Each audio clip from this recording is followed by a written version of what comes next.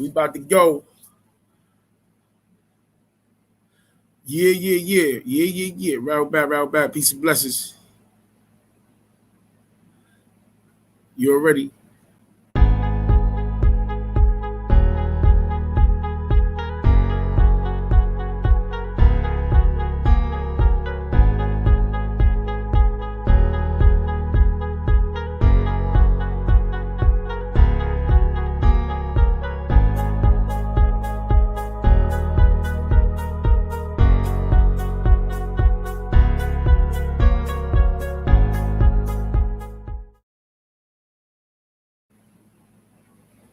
Five, four, three, two. Are you guys ready up there? Okay, just give me a second. All right. All right, quiet on the set.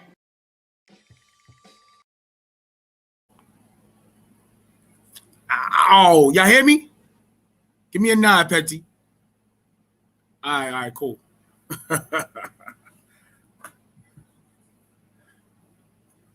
I can't hear me over here.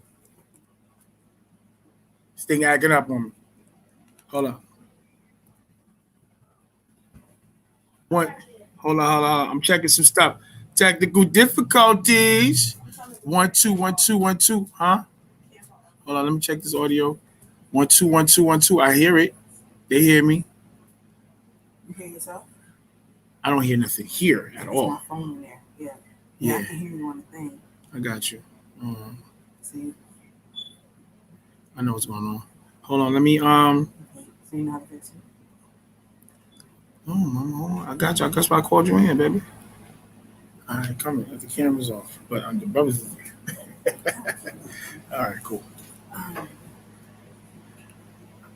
took that off. Yeah. Okay.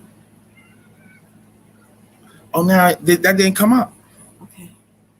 You know I don't like that. I know you don't like that. Try to play me. It did.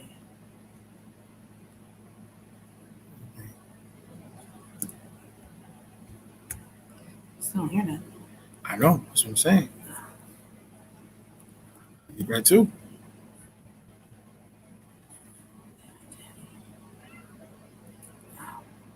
Mm-hmm. No.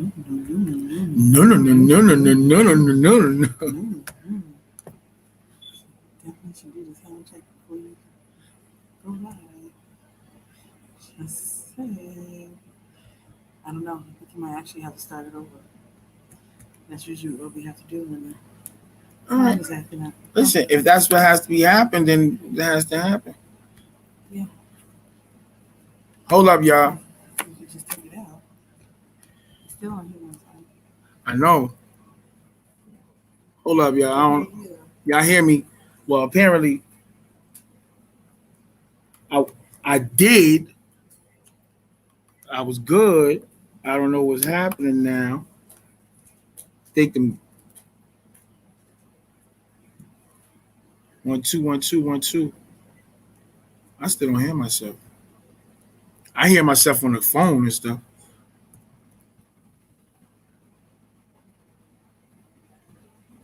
They hating on me, son. They hating on me, son. Let me see what's up, son. Hold up, y'all. Hold on, uno momento. Having issues. You know what? I'm right back.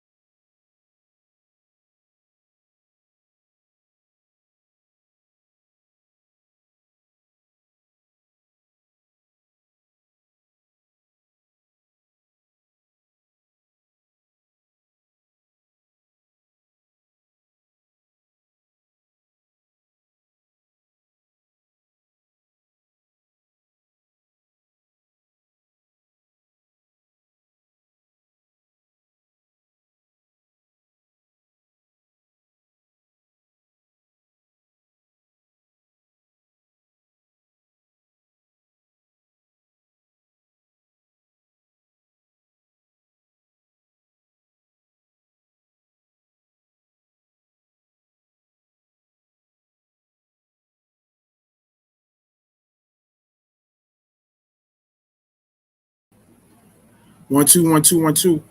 Yeah, I'm here. They hear me? Turn off the camera. Hmm. Turn off the camera. All right. I'm about to get it. Yo, peace and blessings of the Most High, the balance, omni versus multi versus tri versus dual versus universes be upon you all. An earshot and eye shot of the God. You hear all that? You hear it, right?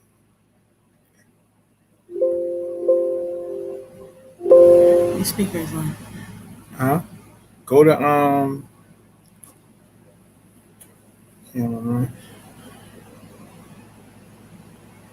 it's your friendly neighborhood Foul Rise and Chef C Thwamo Tefah Moon. Let me test. Testing the speakers on StreamYard. Sound. Ow. And thank you for joining us. Go through technical difficulties, you know. I apologize. Everything was tested. I was good. I don't know what's going on right now, but we about to get it on. Y'all hear me? Tour. Yeah. Tour. All right, cool. All right. Because I couldn't hear me. So, but let me see. Let me get my what's the name at? All right, we good. Cool. Ow. Hold up. Okay, we got Kevin Davis on deck already. What up, guys? They trying to stop the flow, beloved. Good. They trying to stop the flow. I ain't with it. Back. Rahu back, Moisar. Yeah, peace and blessings. So the most side of balance, omni versus multi versus tri versus dual versus universes be upon the gods. We here, you know. Friendly neighborhood foul rising. Thank you for y'all everybody for tuning in. Another episode of Revision Radio, where we seek, analyze, and break down right knowledge, wisdom, understanding from the third eye point of view. Yo, what's happening, y'all? Brother Kufu, Brother Petty. What's good? You know what I'm saying? I know, we kind of slightly last weekend was kind of crazy, so I try to double back and catch the. We did a Sunday version.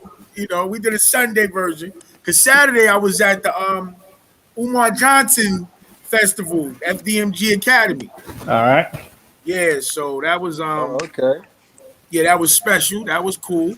I appreciate that. Umar he looking to do some great things. They do have the facility now. They own that compound with 4 buildings and a little park, like a little big giant yard over there. I thought that was a separate park for the residents that lived outside the compound. That's actually belonged to him also. So that's the yard for the school that they had over there. So it was super. It was cool, man. Yeah, we got a little video going on because of course he came past our table, of course, and we did a little video hollering at him, see what's up. But he copped a hat, some drinks, and all that from us. Mm-hmm. That's what's up. Yeah. So yeah, we on deck. So what's up? How y'all been? What was going on with y'all last weekend? What y'all was into? Wow. I mean, for me, just doing what I do, studying, research, preparing for, the class, working on the projects I work on. So that keeps me really occupied a lot. And so, that's it. It's all about the mission for me.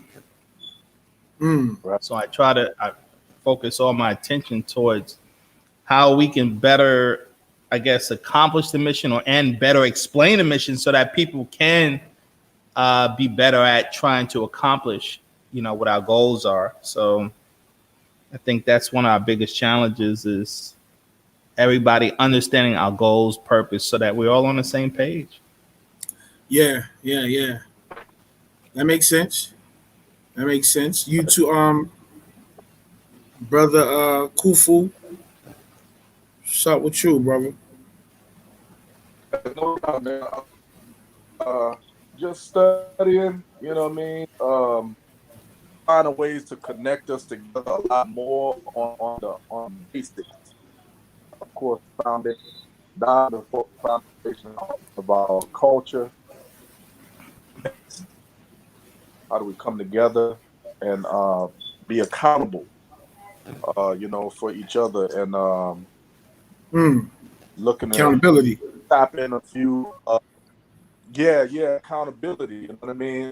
It's not just something you wear like a badge and you take off, but something that you are. It's a big difference from saying it, it's versus living it. It's two different things. You can say it all day, you can articulate it all day, but if you're not living it, and then it just makes it that much more difficult to comprehend. Because most people will That's probably real. understand a portion of it, they'll be able to articulate, regurgitate, read you something, read you a passage, but it's always something that seemed to be separated.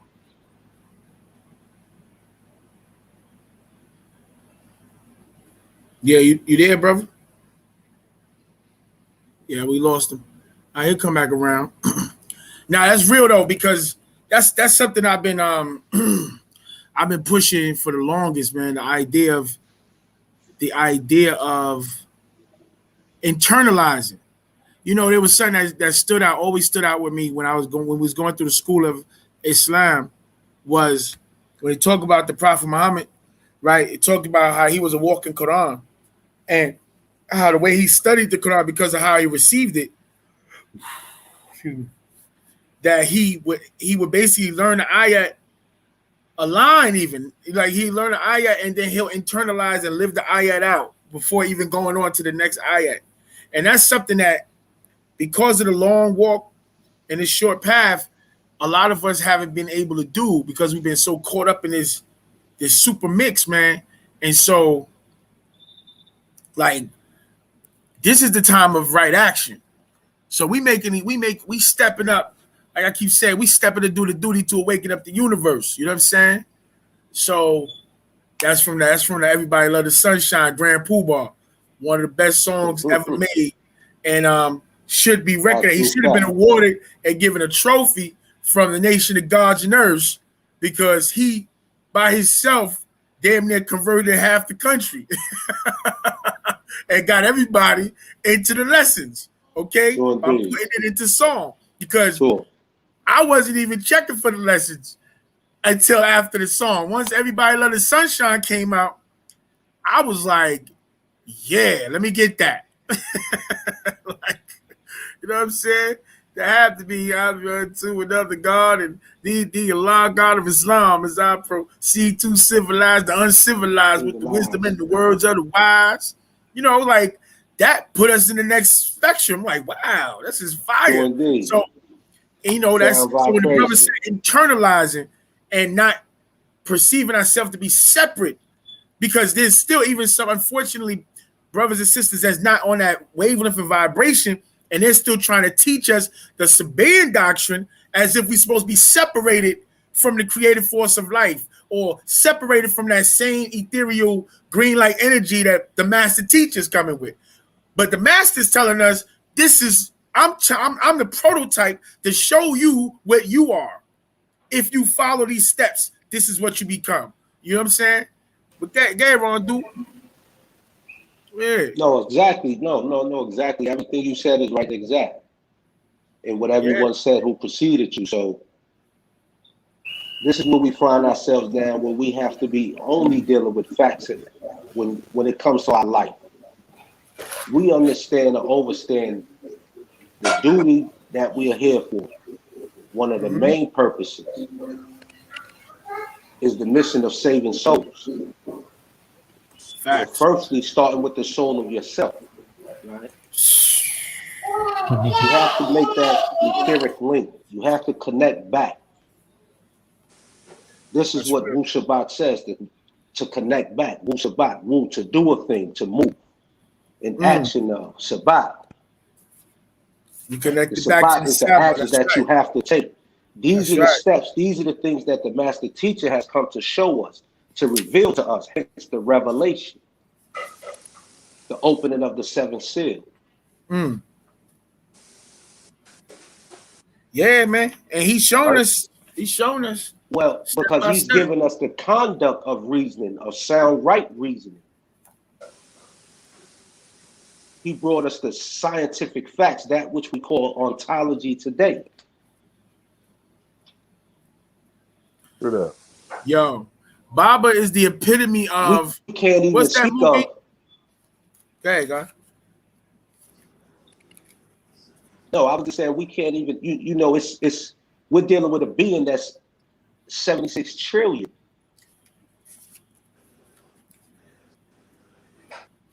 We can't Who has grasp it. given us the overstanding, not just of the sun and stars of the earth or the ethers that be, but that which goes beyond your sun. That's right. True Many of that. the things that he began to teach in 1963, which many of us, because of the lack of comprehension or the lack of education, right, the true liberal science that we have to have, was not given to many of us in the ghettos. Real. That's real. So first, this being or this person had to raise our level of consciousness to make us very aware of the things that we were living in our lives. Those things that affected us righteously, those things that affected us unrighteously. But the first thing he taught us was to start looking within self. This is where you find reasoning. That's real. Yo, the elder god was just on the phone with me. And he said Ron through.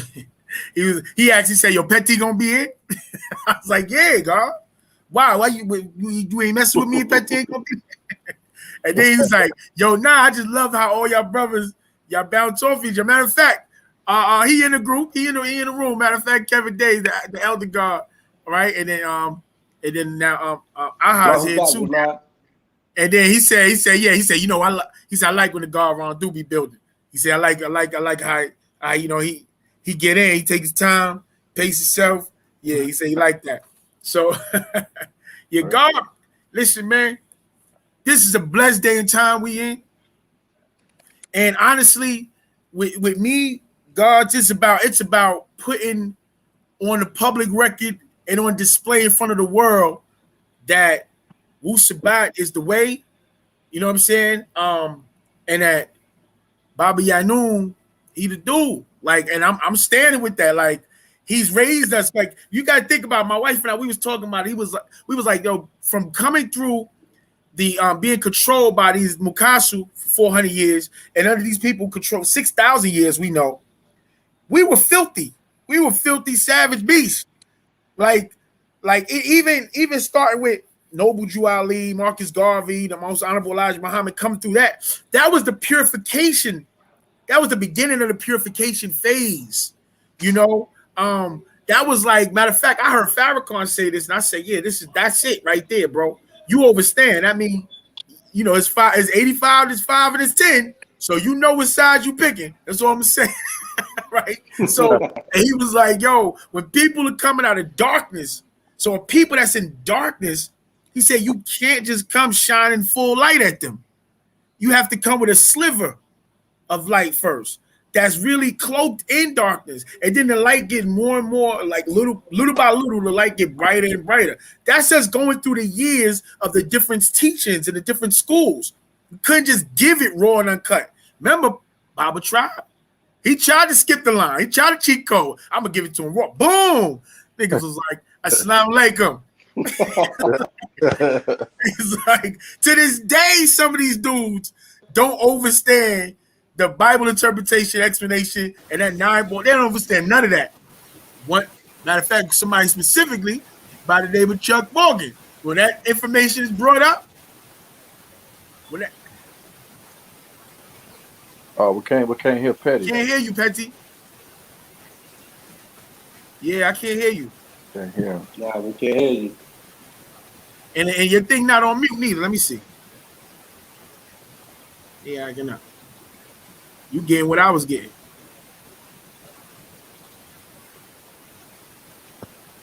Yeah, route back, beloved. Yeah, I kind of hear a little fuzz sound too, like. Yeah, I'm hearing like a like when I mute it.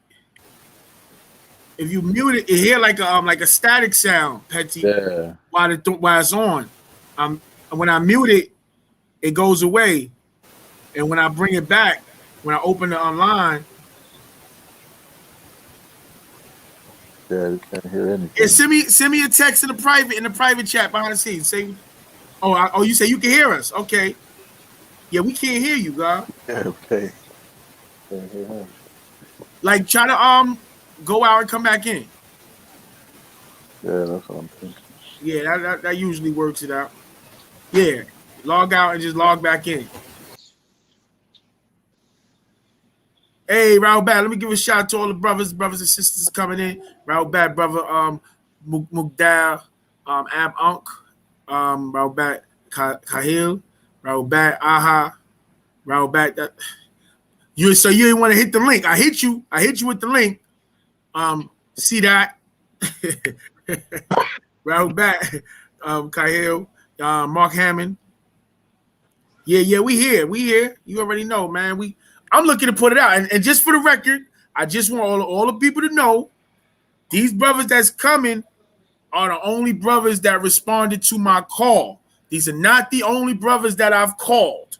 So if brothers be asking, yo, why you don't have such and such and such and such and such and such, such and such and such and such and such and such, don't want to respond to the call.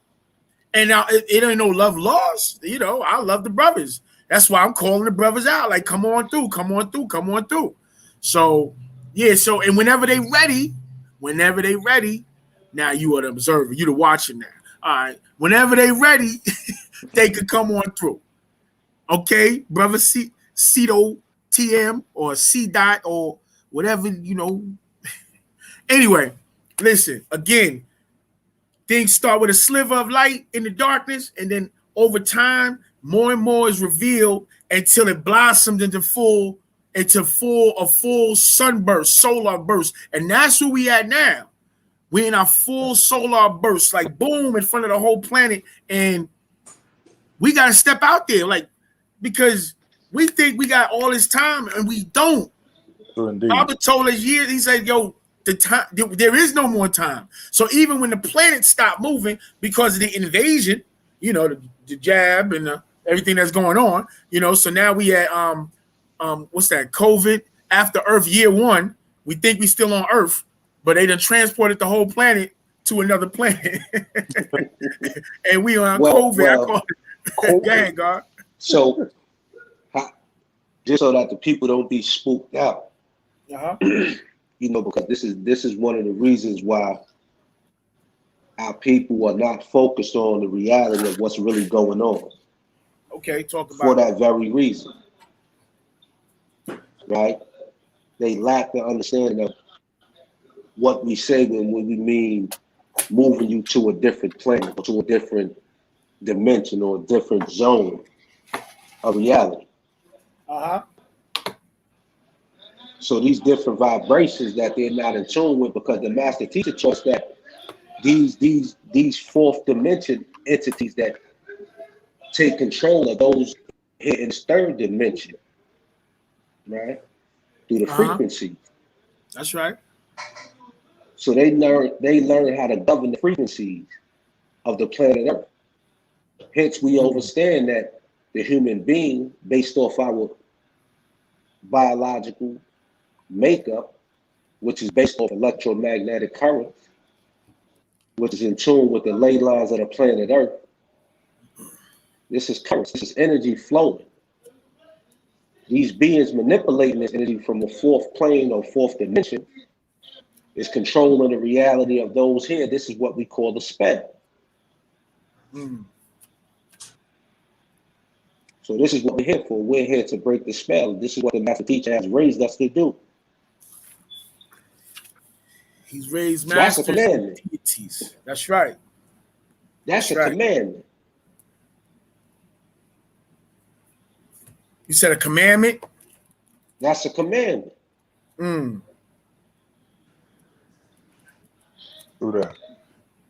No, that's heavy. That's real.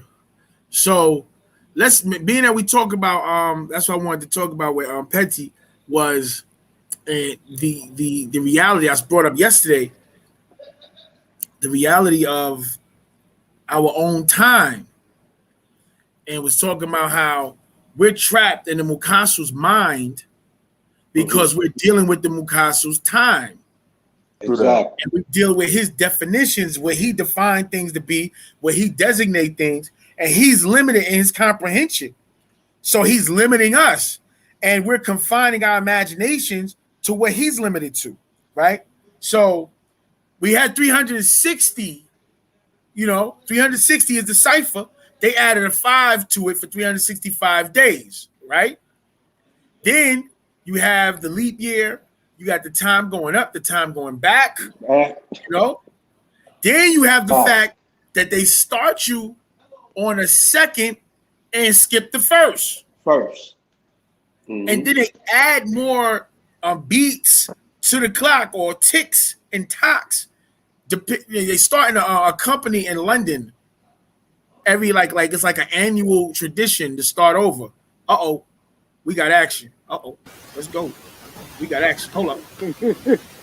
Yeah, we got action. Yeah, we got. Nah, we can't hear you, Petty. What's going on? Wow. Let them go. Yeah. The mic is something on the mic. We hear static. I have to go in the setting. Yeah, we hear static on the mic. I don't know what happened. You was just good. God, you've been putting in that work over there. Nubu.org, they like, get that. Get that. Fact, you can hear us though. That's crazy. Wow. Look, but I'm gonna tell you, that's exactly what was happening with my joint. When I was here, I mean, like, that's crazy. Y'all see, like, when I mute it, everything go off. Yeah, Rahul back. E King, what's up, dog? How you been? Petty trying to get this mic working. He came back and everything. Yeah. Yeah, he about to change it up. Let me see. Yeah. Rahul back. Mari, what up, dog? He done got us on what's the name? So yeah, we whenever you're ready to chime in. 1 2 1 2. Yeah, you had to get the mic. Yeah, you there? You hear me? Yeah, absolutely. Oh. absolutely, God, absolutely. Yeah, wow. Yeah, we got listen, family. Yeah, we got myself. I'm the humble host. I don't know nothing. I'm trying to learn from the brothers. And we got Rondu, we got Kufu, and Tahuti Amun Reye. We got Petty, Sinai, Tiptu, Reye. I get to go through the whole attributes. You know what I'm saying? And we got the God E King. E King, what's up, beloved? Rahul back. Hello? Yeah, God, Rahul back. What up? Rahul back somehow. What's going on? I'm doing my best. That's your background over there? Yeah, I'm trying to fix it right now. No, we hear you. We hear you clear. You hear me? I'm just It just sounds like somebody's about to be on first 48. Oh, why you say that? I just heard some moaning and stuff in the background. I'm like, I don't want to be a witness to nothing. I don't know nothing. I don't know nothing. Yo, where's the saw at? Let me call him up and see where he at. Yeah. I sent them a link. Yeah, we on it. Y'all see, I'm trying to round them up. You know what I'm saying? Listen, you know what music go with this, right? Who know that music? Right. Hold on, let me. I'm gonna leave out and I'm gonna come back in. Okay. All right, I see you in 45 minutes. I know how you do. No, Dad. Like I'm gonna be back like in 5. Form, feet, and legs. I gotta fix my sound. Form, arms, and body. We on it like that. That's the Voltron hit. Yeah, I'm hype. I'm happy because I'll be out there, I've been out there, and a lot of y'all brothers know we've been out there striving out there in the desert on the dolo. even amongst family, tribe, we be on the dolo because a lot of people just wear it like they practice the sabir, the wu sabat, they practice it like they practice Islam. It's like, yeah, I see y'all at the bookstore, you know, I see you at the next festival, you know, and they learn all the catchphrases, the rahubats, the wadus, you know what I'm saying? You know, like it's like the inshallah, mashallah, alhamdulillah, assalamu alaikum. They get all of the surahs, all of the 3-bar surahs, the kuhu Allahu al-hads, the ku'audu rabbi nas, you know what I'm saying? They get all those. And they think they got it. They think that's it. And nah, this is different, dog. You know? We trying to qualify for the show. This the show. I was just reading an update talking about leaving the planet. You talk about going to the moon and then going from the moon into the cylindrical shaped crafts to go to Mars, and then going through a questionnaire and being tested on Mars to see whether we qualify to get the Ilion. And those that don't, they get left on Mars. Like, damn. You have that update? Brother just shared the update. I got it. Can you send it? To you. Absolutely. Yeah. And that's part of another update. The other part was talking about when we was online. We'd be online. It could be butt ass naked because you ain't bringing no clothes. So you got to hold your mind together. That's what's so crazy about people, this perversion. Because you know, niggas be sitting there like, oh, shorty, I ain't know shorty had it like that. And you supposed to be waiting for the kabad. The crash, and you trying to bag something on your way off the planet. You know how niggas is. Like, come on, can you also send me the updated prayer namaz? The chants? Yeah, because I don't have the updated one. All right, yeah, definitely. Mama, you make sure you send Petty the updated chant. All right, I got you. And we gotta send the brother Darren McCoy. He wanted one too. Yeah, send me a shot of it. I got you. Yeah. So we matter of fact, let me see. Do we have it? We have it in the email here? Yeah. Yeah, because I could do it right now because we actually going on, Shane. Yeah.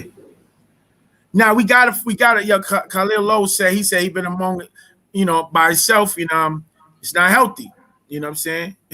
Being around family company is important. That's a fact. And we have to figure this out because all of us don't just gel like that, but we have to figure out the system of being around each other. It's necessary. Right. So I mean, isn't that what our, rules and Pantadak is? It's about learning to adhere to the code of conduct that we set forth.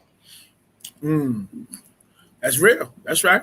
That way it's an even playing field for everyone. Is live according to what we teach in Wu Sabat. I mean, the master teacher put out the family guidebook. He put out neatness and purity. We have the canons of Wu Sabat. We have Pa Tarak. We have so much. So, So that means people not reading or not applying. Yeah, we're not applying it. We're supposed to be implementing those things. And that's, I think that's what we need to. I think the challenge is, unfortunately, we really don't have no real leadership that's putting any of that stuff forward to bring us together. And I think that's what we're trying to do here is important because somebody has to take a stance. A body of people have to take a stance and say, okay, when are we going to actually start living Wu Sabat? Yeah. That's right. And that's what it's about. Each one of us being an example and building and coming together, like to set the tone. Like, look, this is what the master has sacrificed his life for. Sure. The least we can do is live it, Right. At the very least. Otherwise, it's just lip profession. That's all it is. If we're not looking to live it, it's just lip profession. So, well, one thing for me personally, this is like a resurrection, because as Pharaoh already know, I did a lot of time in the federal pen, and during that time, staying connected to the family, staying connected to the tribe, obviously it's a struggle because of everything that Baba Yaga is actually speaking about his struggles in there today, currently, are the very same things that you hear about a lot of brothers suffer from in the same environment. So being able to come home and reconnect with the family and reconnect with the mission to be rejoined back to Wu Sabat after going through that type of struggle, that's reality in itself. Because many souls get lost in there. If you It's go real. back and read some of the many updates of Baba Yaga, he was telling us this, how the souls are being taken in those environments. We know that for a fact. Actual fact. We know that. Sure. Yeah. So yeah, this is a blessing So in the great and dreadful day. Go ahead, God. it's the order of the day, as they would say. It gives you everything as it pertains to your life and your existence and how you should live and could live and will live to overcome everything that has ever oppressed you in any and every way. It's right now.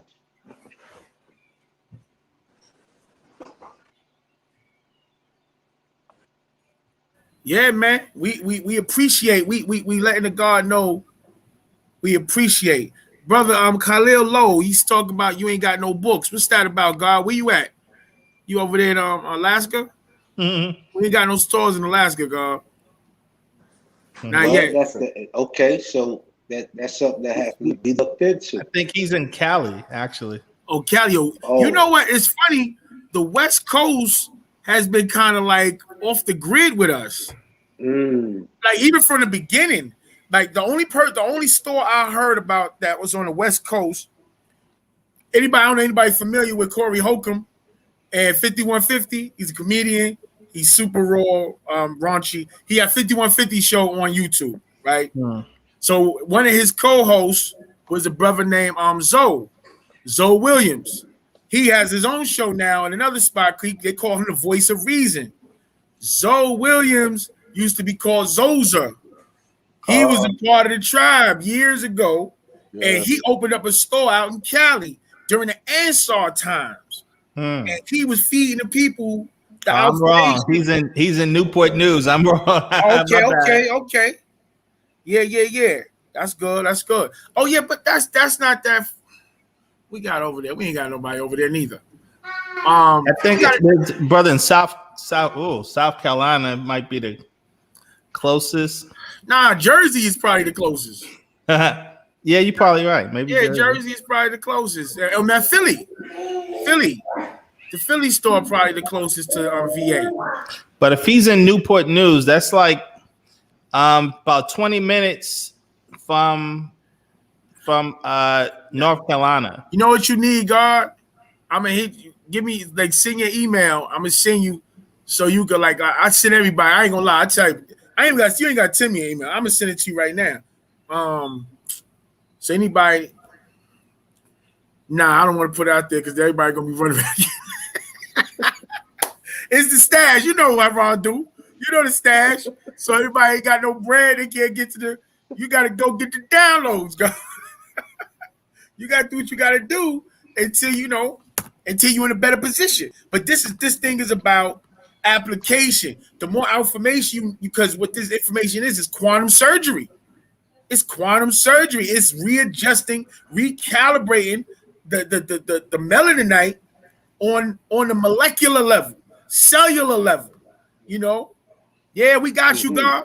Send me, give me an email. You got an email, Kahil? Give me an email. And I'm going to send you the instructions on how to go and you get access to the library where the lies is buried. Yo, so Petty, I wanted to, I was talking about when you got cut off. If you got the breakdown of the Nuwapian time, what's that? The Nuwapian time and Nuwapian calendars. What do you mean? You know, the master gave us our own time cycle, right? He started, it was like, I forgot which book, I think it was in one of the language books or whatever. He was talking about you move on the first, right? And then it was like the first, the second, then it was like a hard, you know, and he broke down, it was like 19 first and every minute, and then 19 minutes in every hard, you know what I'm saying? And then it was so it was like 19 hours in a day. So like, yeah, like to get on the reality that we have our own time cycle and calendar Sure. that put us in position to chart like the clock of destiny, to get us on natural time, to get outside of the Mukasu's time. So we won't be stuck in his mentality, his psychology, and his calculations. Yeah, so yeah, I'm putting all that out based on memory. I don't have any of it. So I wanted to put that out and have that discussion with you. That was in the Nuwapic language book. Okay, yeah, talk about that. That's where it was found? Right. Where he gives us our time, our clock. Based off the number 19. Based on the number 19, God. See, because what happens if we following the time system? Not only that, but he also, right? He also gave to us the proper tones by way of the names of those deities that govern over those cycles of that time frame, by the cycles of the earth around the sun. Okay, we talk about as far as Pada Thaw and the real tones. The real tones, exactly. The real months. All that was in that same book. That was in the language book. I'm just saying that was in the language book, is what I'm saying. It's in the language. It is in the language book. I don't know which one. Language book. True indeed. Yeah, I'm trying to see whether it was an older one. But it's an older one or a newer one? Older. It's in the older one. It's in the older one, right? Right. Yeah, because that's one of those things that, because like, look, I have this. This is the Wapian calendar, and it has a picture of the clock. This is a picture of, like, I guess like the sundial. And so he had a breakdown of how the sundial works, of how our time works. And then you also had the calendar, which had like who's that?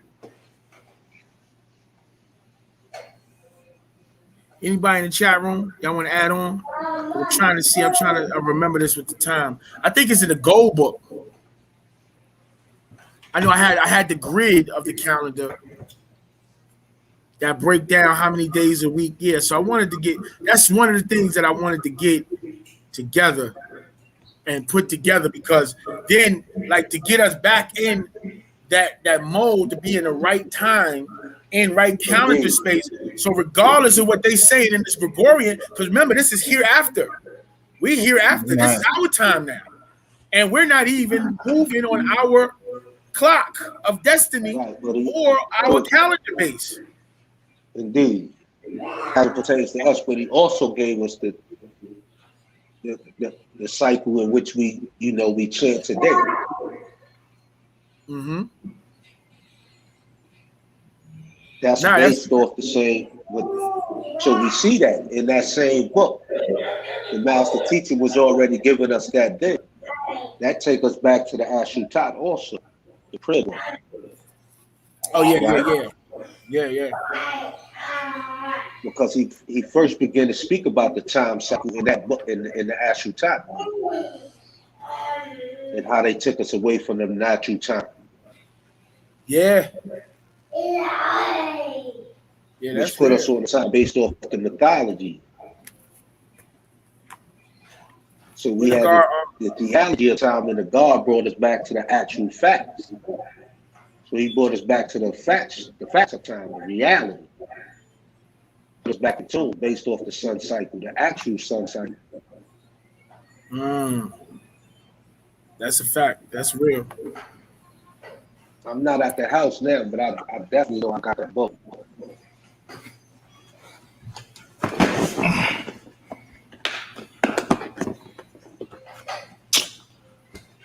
Mom, I'm looking for my wife. Where you at, Mama?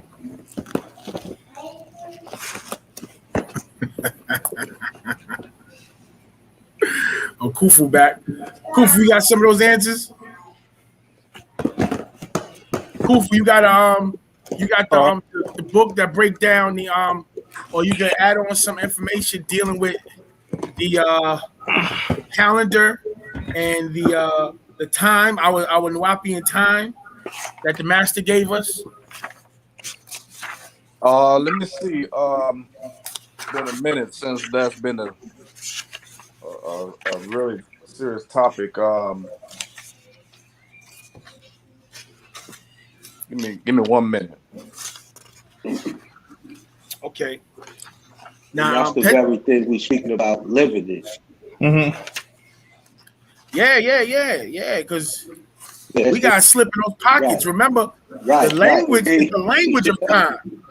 The You know, language it's is the out. Indeed. language Right. of time. But we talk about our time. You know, we got to get into it with our time, Our our language. ancestors, our language.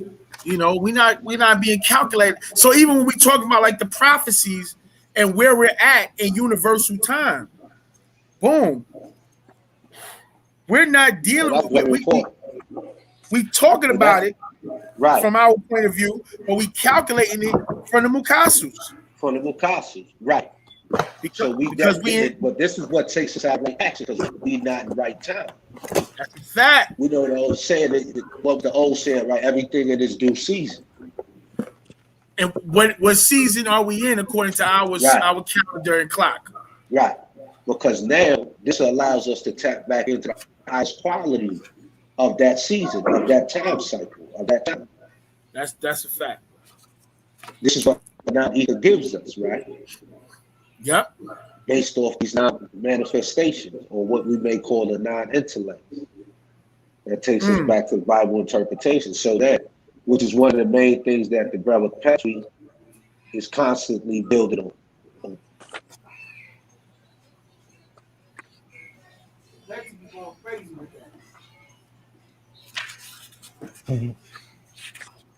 The cycles, what happened at each cycle, based off the 4 cycles. The explanation.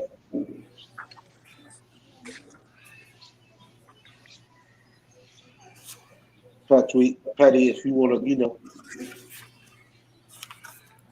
What happened? If you want add on from there, because I know you do a great job of speaking about the cycles between the Newport Zupu. Betty went and dug up old joints. I seen the flags in the back of those books. Yeah, I was trying to find the time when I was in these books. I know. Look, I look. These are my I got the old language joints. It's right there. It's in that book. I'm looking through them, seeing. Okay, I think I found it. Okay. But it may be in the one after that. All right. This is Learn Nawapic Grammar book. That's it. Oh, this one. That's it. That's it. Okay. Page 171. Okay. Yeah, but we gone. We got the libraries. Uh-huh. There you go. Bong bong. I'm on my RZA stuff. Bong bong. Wapi digital. Wapi in time. Yep. Oh, yep. And then got the calendar right after that. Look, see, I was being motivated to put it out. 36, I don't even know when the last time I even touched these books. Right. But now let's hold. Let's look at an important point, right? Let's look at the art on the front of the book.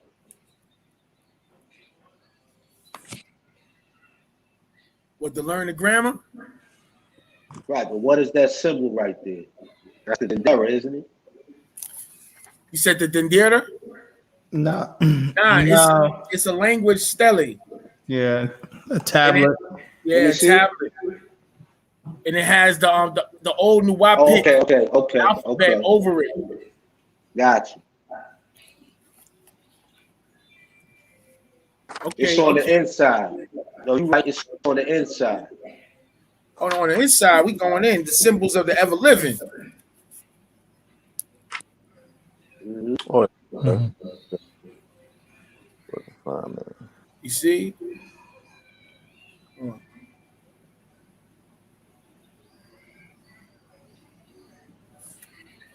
It has the upside down. It has the right side up and the upside down crescent 6-pointed star. Well, you know, they say the Bengal tiger Right. and sword Which and was all that. the ancient mystic symbol of the Moors. Yeah, tour. That's when that seal was resurrected and manifested and broken. So yeah. Yeah, that language there. You have Nanya Shabu El and the Asakata. They still use that alphabet and that language because they get their language out of the gold book. And then you also have Haru Hotep and his Journey Home group, the Cuptic Church. They still use that language also because they get it out of the gold book. Yeah, they still using that old language, the Nuwapic. Really? Yeah. We look at their books. They have it surrounding the borders. They have like different translations with the book and all that, and they speak it because as indigenous, like Shabu El and them claiming indigenous land, indigenous people, you have to have your own language. That's the language that they use, and their constitution is the United Nuwapian Nation of Moors Constitution. Right. So everybody's building off, or they leaving Baba, but they using him as a stepping stone to go off and be their own chief. That's weird. It's That's wow. crazy. And then they say to us, "Yo, my wife said she sent you the email." She did. To her. Great. Yeah. We about to bust a move. We about to bust a move. Get some of that chanting, that energy. Revised. If y'all don't mind, all y'all brothers and sisters, y'all don't mind, we be chanting at 9, 3, and 9. You know what I'm saying? Definitely. So That's it's around that Wakut, that time. Mar East student, I'm gonna bring you back. What happened, E? We about to chant. Look, Petty found the calendar, the clock, and the calendar. Huh? No excuses. That's what my wife says. She's like, no excuses. that's part of the thought shutting it down. Get him. No excuses, niggas. All right, so listen, everybody, you chant. You have to chant at home. Chant, we do it. You have to get involved. Y'all hear? Let me see. Y'all still hear me? Y'all hear me, right? Tour. All right. I know that the college web powered. Sorry, I gotta find a chance. I was listening to some of my music today because I know people know I do music too. I be doing music. So I was vibing on my music today. What up, Mom? Oh, if you can remind her to send me the update also, that'd be great. If you can remind your mate to send me the update also. Okay, no, I'll send that directly to you because I have it. It was sent to my text, so I could just text it to your phone. Oh, that's what's up. Yeah. All right. Patakyo, you ready? Okay. Sure. Anuki Jawef Pa Ashukim Pa Paut Shukawun Jawef Neya Anuki Kasamonim Pa Paut Pa Paut Kawun Kasamonim Neya Anuki Wahu Me Pa Paut Wu Papa Ut Kawun Wahu Ame Nia.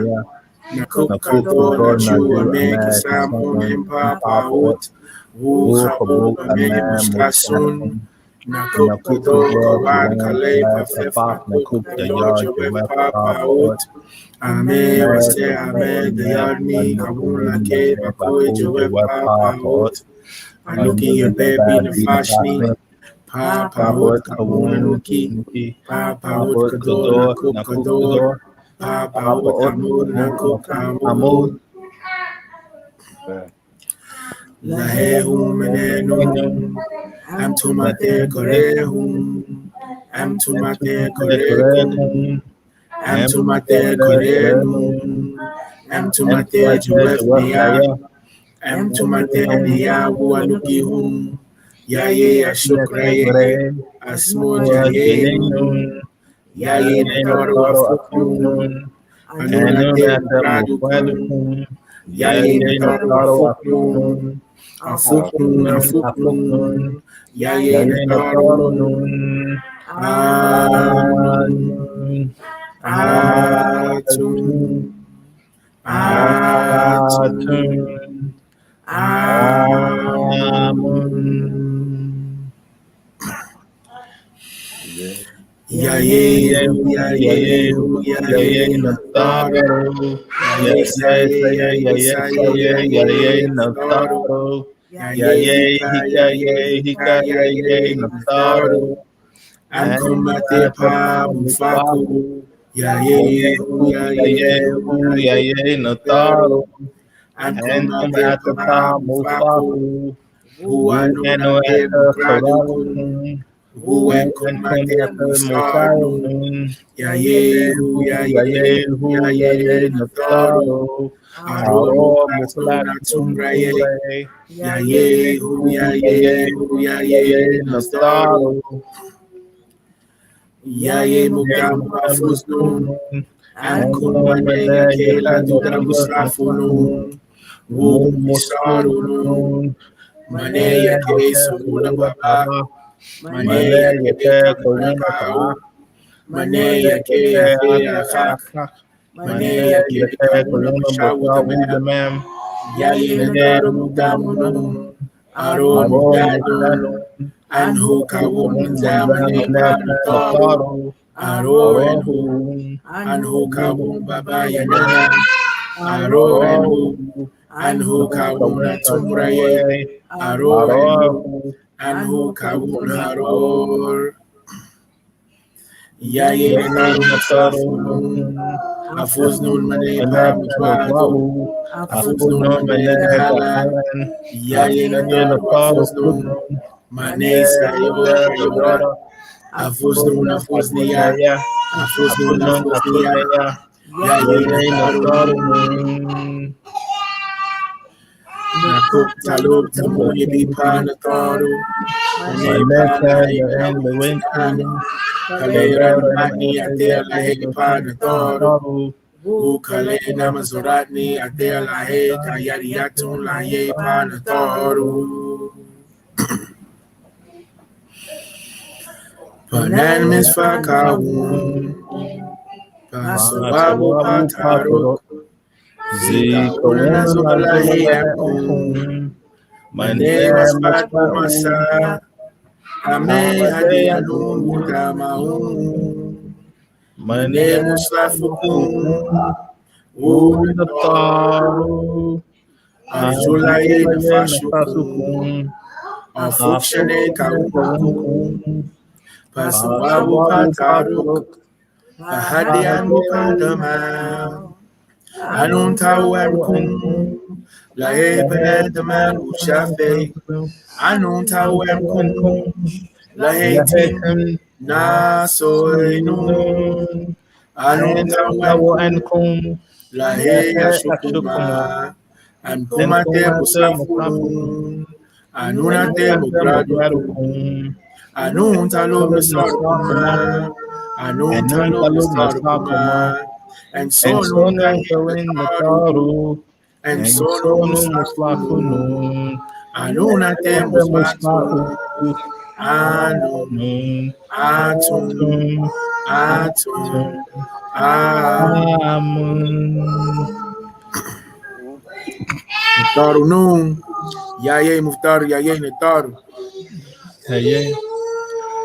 Yaye Atum Raye Yaye Nataru. Yaye Yaye Nun nun Yaye yaye Nataru. nata. Yaye Yaye nun Nutat ta Yaye yaye Nataru. natata. Yaye Ha Yaye Nataru. Yaye Yaye Hatat hata Yaye yaye Nataru. nata. Yaye Yaye Kak ta Yaye yaye Nataru. nata. Yaye Yaye Katat kata Yaye yaye Nataru. natata. Yaye Yaye Amun amun Yaye yaye Nataru. nata. Yaye Yaye Amuntat unta Yaye yaye Nataru. natata. Yaye Yaye Atum Yaye mukun yaye Nataru. nata. Yaye Yaye Shashash tawas Yaye yaye Nataru. nata. Yaye Yaye Tapafatat tapakata Yaye yaye Nataru. natata. Yaye Yaye Sabab sabab Yaye yaye Nataru. nata. Yaye Yaye Natat kata Yaye yaye Nataru. natata. Yaye Orastat Yaye Yaye Nataru. natata. Yaye Yaye Asar aswa Yaye yaye Nataru. nata. Yaye Yaye Nababtat nabata ha Hatat yaye Yaye yaye Nataru. natata. Yaye Yaye Satak sata Yaye yaye Nataru. nata. Yaye Yaye Hara hara Yaye yaye Nataru. nata. Yaye Yaye Hatu hatu Yaye yaye Nataru. nata. Yaye Yaye Anatat anata Yaye yaye Nataru. natata. Yaye Yaye Ha ata Haratu haratu Yaye yaye Nataru. natata. Yaye Yaye Nafartum natata Yaye yaye Nataru. nata. Yaye Yaye Mantu hatu Yaye yaye Nataru. nata. Yaye Yaye Bati bati Yaye yaye nata. Nataru. Yaye Yaye Sakamtat sakanta Yaye yaye Natartat. natata. Yaye Yaye Hatat hata Haratat harata Yaye yaye Natartat. natata. Yaye Yaye Ba bai Ibis ibis Yaye yaye Natar. nata. Yaye Yaye Pata Yaye yaye Natar. nata. Yaye Yaye Basas Tat bata Yaye yaye Natartat. natata. Yaye Yaye Imhatap natata Yaye yaye Natar. nata. Yaye Yaye Hu hu Yaye yaye Natar. nata. Yaye Matat Mata Yaye yaye Natartat. natata. Yaye Yaye Mahat mata Yaye yaye Natartat. natata. Yaye Kafafra Yaye Yaye Natar. nata. Yaye Yaye Maskinet kuna Yaye yaye Natartat. natata. Yaye Yaye Realitat barita Yaye yaye Natartat. natata. Yaye Yaye Testamentu testamentu Yaye yaye Natar. nata. Yaye Yaye Hika kya Yaye yaye Natartat. natata. Yaye Yaye kata Natatat Yaye yaye Natartat. natata. Yaye Yaye Mahat maa Yaye yaye Natartat. natata. Yaye Yaye Renatat kamunta Yaye yaye Natartat. natata. Yaye Yaye Shahi kwa Yaye yaye Natartat. natata. Yaye Yaye Sashat kata Yaye yaye Natartat. natata. Yaye Yaye Mahtat matata Yaye yaye Natartat. natata. Yaye Yaye Sabak sabah Yaye yaye Natar. natata. Yaye Yaye Anak anak Yaye yaye Natar. natata. Yaye Yaye Kanun kanun Yaye yaye Natar. natata. Yaye Yaye Kanash kanash Yaye yaye Natar. natata. Yaye Yaye Patanun sanun Yaye yaye Natar. natata. Yaye Yaye Saye yaye Yaye natata. Natar. Yaye Yaye Hatat kata Yaye yaye Natar. natata. Yaye Yaye Amas amash Yaye yaye Natar. natata. Yaye Yaye Sarabtu prabhu Yaye yaye Natar. natata. Yaye Yaye Atumra atumra Yaye yaye Natar. natata. Yaye Yaye Jahutu tahutu Yaye yaye Natar. natata. Yaye Yaye Patawarat patat Yaye yaye Natar. natata. Yaye Yaye Sakartat sapata Yaye yaye Natar. natata. Yaye Yaye Ha amash Yaye yaye Natar. natata. Yaye Yaye Nahaka sakaha Yaye yaye Natar. natata. Yaye Yaye Sakar saka Yaye yaye Natar. natata. Yaye Yaye Baha baha Yaye yaye Natar. natata. Yaye Yaye Akar aka Yaye yaye Natar. natata. Yaye Yaye Emharatat mahata Yaye yaye Natar. natata. Yaye Yaye Wapawatat wapawata Yaye yaye Natar. natata. Yaye Yaye Sokat sakata Hataptat yaye Yaye Natar. natata. Yaye Yaye Maritat marita Sakartat sakata Yaye yaye Natar. natata. Yaye Yaye Sayetat Yaye yaye Natar. natata. Yaye Yaye Nuratat barata Yaye yaye Natar. natata. Yaye Yaye Asatanu asanu Yaye yaye Natar. natata. Yaye Yaye Mahatat bahata Yaye yaye Natar. natata. Yaye Yaye Kanamtat kananta Yaye yaye Natar. natata. Yaye Yaye Manatat manata Yaye yaye Natar. natata. Yaye Yaye Imam kanam Yaye yaye Natar. natata. Yaye Yaye Mahatui bahata Yaye yaye Natar. natata. Yaye Yaye Kabasan kabasinan Arafat afak Yaye yaye Natar. natata. Yaye Yaye Ta'amatan patamata Arafat yaye Yaye natata. Natar. Yaye Yaye Maritat barata Yaye yaye Natar. natata. Yaye Yaye Nasad kata Yaye yaye Natar. natata. Yaye Yaye Amjadatat mutata Yaye yaye Natar. natata. Yaye Yaye Nakapatat makafata Yaye yaye Natar. natata. Yaye Yaye Sakamtat sakata Yaye yaye Natar. natata. Yaye Yaye Anatat anata Yaye yaye Natar. natata. Yaye Yaye Jadad Yaye yaye Natar. nata. Yaye Yaye Tum tem Yaye yaye Natar. nata. Yaye Yaye Wahu wahu Yaye yaye Natar. nata. Yaye Yaye Yasas aswad Yaye yaye Natar. nata. Yaye Yaye Anak anak Yaye yaye Natar. nata. Yaye Yaye Apat afwat yaye Yaye nata. Natar. Yaye Yaye Satad sata Yaye yaye Natar. nata. Yaye Yaye Sakatu sakatu Yaye yaye Natar. nata. Yaye Yaye Emad maat Yaye yaye nata. Natar. Yaye Yaye Nana nas Yaye yaye nata. Natar. Yaye Yaye Emnuid kanas Yaye yaye Natar. nata. Yaye M Emtatatu Satatui Yaye yaye nata. Natar. Yaye Yaye Mugdaltat mutata Yaye yaye Natar. nata. Yaye Yaray Rahash Shafaf Yaye yaye nata. Natar. Yaye Yaye Maratui mamat Yaye yaye Natar. nata. Yaye Yaye Amun amuna Ray Yaye yaye Natar. nata. Yaye Who Anunate Kaleja with Paut. Ooh, man. Um, yeah, we caught a lick right there. That was Hold on, we got what's the triad, the similar to triad, the sign of the triad. My mama. I got it on the page. I can send you this too. You got this, Betty? What's that? The, let me see. Betty has it, but he did it before last. The symbol of the sign of the triad. No. I'm gonna send it to you. I got it on. You got it? Who the light? Here we go. No. You see me, right? It's like you can see it. You can see it's like a triangle. I don't have that. Can you send that to me? It's like the tetrahedron. Okay. I'm gonna send it. So I will do it, mama. Let's go. It goes Be Paranan Empire Babasar Woo Pa Bathal Matat Arashtat Woo Pa Tauba Sanan Harar Amun. Yeah, so it's to be done like in anytime you're around divine beings, anytime you're thinking about a sign of divine love and respect, divine personage, photos, statues, upon the thar. Yeah, can you send that? Yeah. So, ooh, man. Yeah, that's the beam me up Scotty thing. We was in the zone. All right. Yeah, that's listen, that's what it's about, man. That's what it's about. It's funny looking through these books. I found some other stuff that I was looking for and I couldn't. So all right. Being funny, though. Being funny, man. I'm gonna come back for. I'm gonna come Who back that? Who that got the spades game going on? Over there playing spades. All right, family, Muisa. All right, we gonna definitely. I got 2 comments. Who that? How will happen for the chant? Yeah. It's called about that 2 days ago. Okay. Oh yeah, we chanted, God. You ain't had to leave. All right, so look, I want to. Ken, you've been at it. So I wanted to read through. Petty, you can read through. You want to read far as the time. Okay. Yeah, to read through. It's really only those it's like those, just like 3 pages, mostly pictures. Yeah, sure. Okay. It starts. Everybody check this out. This is coming from the old Learn Wabi grammar book. And this is where Baba Yanun gave us our own time and calendar so we could be in tune at our own pace. We could be in tune with Salat Pa Salafu Pa Natharu, you know? So Petty just unlocked the key. I've been looking for it. I got the book right there, you know? But yeah, please. Okay. When we start? Tour. Okay, so all right, so we're on page 171. It's talking about Nawapian time, right? So our clock is based on the number 19. Just like our calendar, the Nawapian clock will only have one hand, like the sundial of ancient Tamaray. So let's see. This is how the ancient Tamarians recorded time. Our clock will symbolize natural time, that is continuous time, with no stops, additions, or subtractions. We have firsts instead of seconds. Let's see. The made or grafted man bases time on seconds because he wasn't here first. We as it says the Yamasee Native Americans, but we identify ourselves now as the Sabaean Nation, right? We're here first. Thus, our second will be called first, and our minutes will be called seconds, right? So let's see. So 19. So we have 19 first, which equals a second, right? So 19 first equals a second. Then you have 361 first equals 19 seconds equals 1 har or 1 hour. So you hear that, guys? So you have 361 first equals 19 seconds equals 1 hour.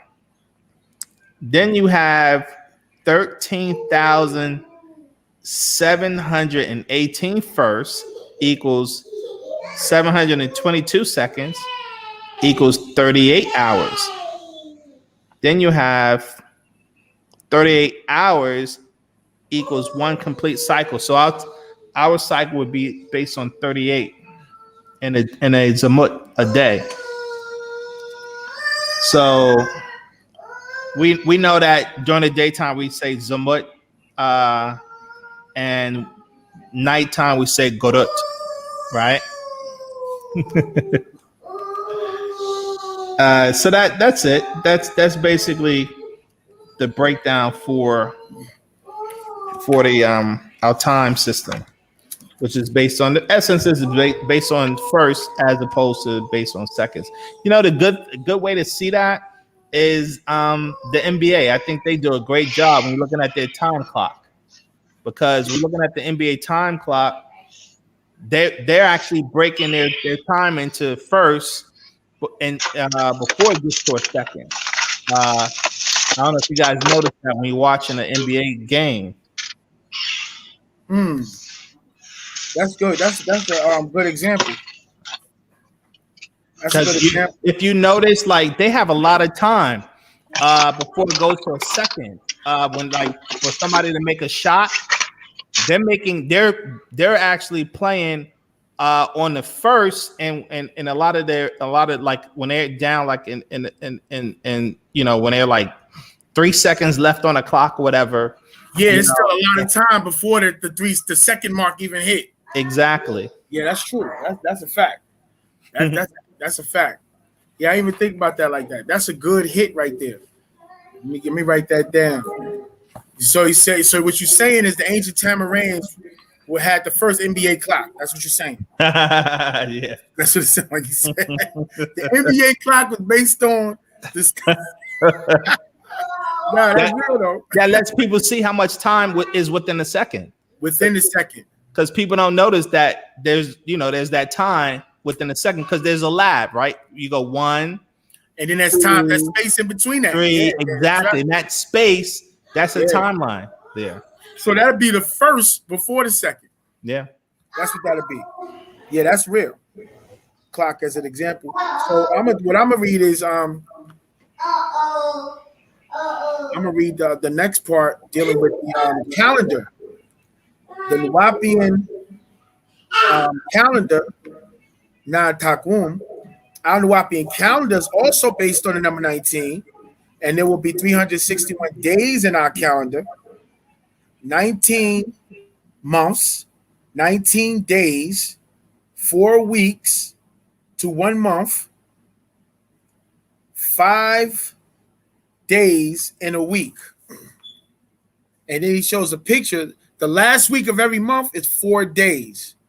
So it's 19 months with 19 days in a month, 361 days. And then he shows us the example of how the calendar will be. And he gives a breakdown of, because it's supposed to be red, black, gold. And so he says the red and white are the seasons. Bringing in of the seasons is black, mid-year, midpoint. The middle month, or the bringing in of a season is gold. And then he says the weeks are separated by a line. Each month has 4 weeks, and there are 5 days in each week. The last week of every month has 4 days. Yeah. You want Paul? You want on mute? Right about my hot tweet. Okay. Not the gold book has it in color. Yeah, the gold book has it in color, definitely. This is you got to put it on the tilt. Yeah, like that. When you put it on the tilt, you got it. Yeah, there you go. Yeah, there you go. The gold book got it in color, y'all. I don't know if I can see. Yeah.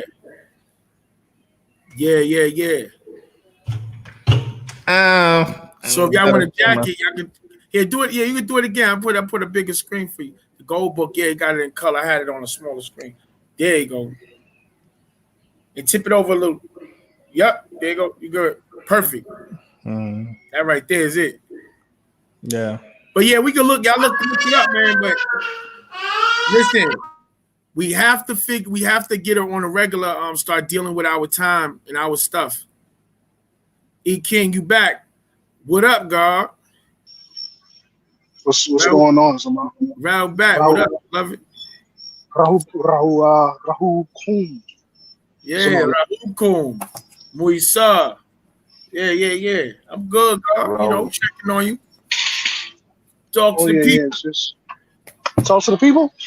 Talk to the people. What's on your mind? Let's get it. This is Super Cipher. Let me get 16, God.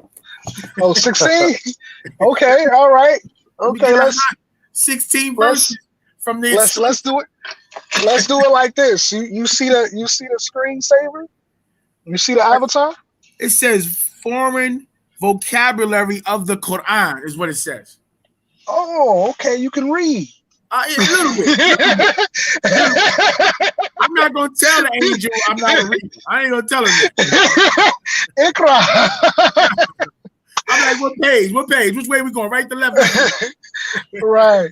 So this book is pretty special. Okay. This book was written by author Jeffrey in 1937. Ah, okay. 1937. Okay. And the reason why it's so foreign vocabulary within the Quran. Yes. The reason why it's so special is because author Jeffries wrote this in 1937, but Panabab Yanan is quoting it in 1986. Right? And he's quoting it in a book called Orthodox Sunni Muslims. Okay? And within this book that he's writing, he's referencing, or he's making reference to the Arabic word Haryana or Haryan, which means disciple. Okay? And so Panabab Yanan, he's stating in 1986 that the Arabic word Haryan is coming from the Amharic word Haryun. Right? And he's referencing author Jeffries' foreign vocabulary within the Quran that makes note of that. Okay? Not only does author Jeffries makes reference to the Arabic words that came from Amharic, he also makes reference to the Arabic words that came from Sabaic. All throughout the book. So if Baba Yananan is reading that in 86, then that means in 86, Panabab Yanun was aware that Arabic was borrowing from Sabaic. Absolutely. And that is the difference between reading a book quickly and actually going to go get the books that the master is referencing to see exactly where his mind was at. So I have the book Foreign Vocabulary Within the Quran by author Jeffries, and there's over 300 references in that book on how Arabic borrowed from Sabaic. Arabic came from Sabaic? Borrowing, yeah, not only borrowing from Sabaic, but borrowing from Amharic, borrowing from Aramaic, borrowing from Persian. So it's just it's an older version. It's like English. It's a bastard language. All languages go through what they call a hybridization, right? Which means they eventually start to borrow from one another to stay relevant. And as other populations come up with new things, you have to borrow from those populations that invented different things. So because Ethiopia is an older civilization than the civilizations of Southern Arabia, right? Than the civilizations of Central Arabia, right? Ethiopia is going to have more technical terms at this time. It's going to have more vocabulary. So that's why it was inevitable for Arabic to borrow from Ethiopic, Amharic, and Sabaic. So that's why that book is very special. So I recommend anybody and everybody to go read the book called Foreign Vocabulary Within the Quran by author Jeffrey. Our Muslim brothers and sisters, Ansar included, not trying to hear that. You sound crazy right now, God. Big time stock for the law, as they would say. Well, Arthur Jeffries made the same. He made the same point as well that during the conception of El Islam, the first centuries of El Islam, during the Umayyad dynasty and the Abbasid dynasty, it was common for Arabic linguists to state where their words were coming from, right? And he says this within his introduction, that Arabic linguists always made reference to where certain Arabic words were deriving from. They was honorable. Yeah, they were honorable people, yes. Yeah. And so, but it's not until we get to the 1800s and the 1600s, right, do we see a dominance in the Arab and the Muslim world trying to cover over how Arabic borrowed from other languages. They switch. Right? They switch gears. Yeah, yeah. Right. But you still have certain linguists within the Arab world or the Arabic speaking world that have no problem saying where certain Arabic words are derived from, Uh-huh. So for the most part, your average Muslim is going to take the narrative that Arabic didn't have to borrow from any language, right? They're going to take the Wahhabist narrative because they're not aware of the writings of El Sayuti, right? They're not aware of the writings of El James, and Also, these are prominent. They're Arab supremacists. So the idea that their culture stands on its own and their language is authentically theirs, it's good. They're in a good place to push that to a world that's predominantly ignorant of Arabic, even in its modern phase, let alone in its ancient phase. They can take advantage of the people by pushing that doctrine. That's in their benefit. It makes them seem more and more valid, more authentic. So definitely. Wow. That's heavy, brother. Foreign vocabulary of the Quran. Foreign vocabulary. Yeah, right. And, Ilion is in there. As coming from, Ilion is in there. Yeah, no, I was gonna say, give me some examples of some words that we might be familiar with that's inside that foreign vocabulary of the Quran book. Absolutely. Let's see. Ilion is in there for heavenly abode, coming from the Aramaic Aliyu, right? Habub is in there. Habub, okay. Uh-huh. Like love or beloved. Correct. Uh-huh. Tour. Bayat is in there for house. Abode. Mm-hmm. Now, because Arthur Jeffries wasn't too keen on Middle Egyptian, he didn't include Middle Egyptian as a source of which Arabic borrowed from, and or even Coptic. He didn't include Coptic either. So his work was very limited to the languages that he was aware of. So yeah, it's a few other words in there as well. Khalil is in there. Hold on. The guard Mustafa Workman said the hardcover is $187. Tell him what you was telling me about. This is how the guard was explaining to me that this is how they're able to hide the most significant information because of our price point and how much knowledge is costing in order to crack those invisible ceilings. You know what I'm saying? Absolutely. Lucky for me, I purchased it 5 years ago, and it blew my mind. And once again, I only know about it because of the door. Apana Bab Yanun, him being a doorway to all of this scholarship. I was like, hold on, foreign words within the Quran. Arthur Jeffries, he's referencing this in '86. Yeah. So let me go purchase that. And then when I open up the book, it's filled with Sabiic. And the crazy thing is, Arthur Jeffries wanted to write 5 volumes He wanted to write 5 volumes of how Arabic borrowed from other languages. But guess what? He only completed one. Why? Wow, that's crazy. Yeah. Yo, my brother Kahil Low, what do you mean? I don't understand. You got a question? You said you don't like believing. Your imagination is yours. Show and prove. What do you mean? Show and prove what? Yeah, like so we got the panel so we could get busy. That's what this is for, God. What's the question? Yeah, put it out there, beloved. You know, ain't no offense. Brothers is here to be questioned. In the bill. Yeah, absolutely. Expand. Yeah.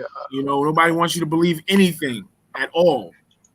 What he said, which part? As far as the Quran having Arabic words, where he just was giving the references to? Did you research? Yeah, okay. Did you research the book? Like the brother Mustafa Workman, he looked the book up. It cost $187 for the hardcover. So it's not like he not making it up, beloved. Just look. Yeah, look. I didn't design the photo there. I mean, Yeah. It's cool. I'm just saying, you know, we don't want nobody to believe nothing. Go just look it up, the research. Research, which means look again, you know.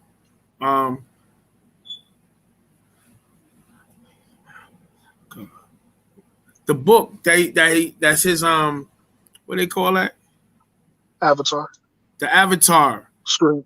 That's the screensaver. That's what he's talking about. His screensaver, we don't see his face. For E. King, it says the foreign vocabulary of the Quran.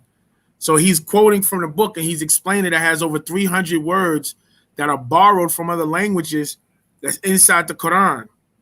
The brother said he posted the link. Mustafa Workman. And here's a classic example. Arabia doesn't produce apples. So how was the word tafaf in Arabic for apple? And Arabia doesn't produce apples. So that has to be a borrowed word into Arabic. Right? Yeah, definitely. You know, that's just one classic example. Does Arabia produce oranges? If it doesn't, so how is the word Portugal in Arabia for orange? Crossing Does Arabia? But you know, it's like the markets and crossing cultures. When you go into crossing cultures and another culture, like this is what this is in our language, and they adopt it. Sometimes they just leave the word and be like, okay, that's what that is. You know what I'm saying? So, you Khalil Low, you want us to do all of the work. You're on your computer currently. You can go find the book. Let me put the title in. I'm gonna put the title. Make sure. Yeah, please. Let me know that this is the correct. Read the whole correct title to me. Foreign words within the Quran. So that's what it's called. Okay. Yeah, by author Jeffrey, 1937. Hey, what would you say, Petty? What is the discussion? What are we discussing?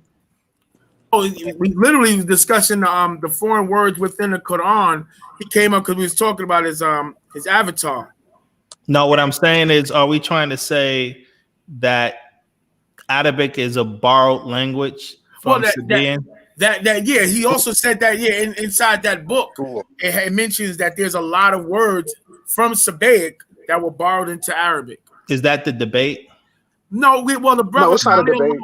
No, I don't mean a debate, but that's the questioning. That's what. Yes. The brother wanted confirmation of that statement, and so and I was gonna go to you because it looked like you had pulled something out to reference.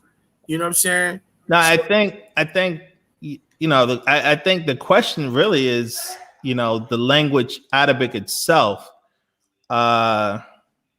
becomes the question itself. Because I mean, listen to what the Muslims say.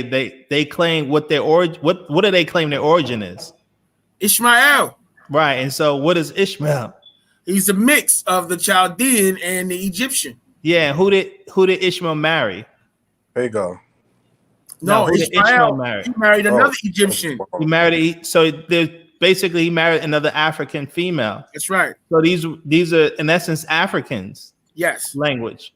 You know, and so we know that Sabaean is Ethiopian, which is again African. African, that's right. Right.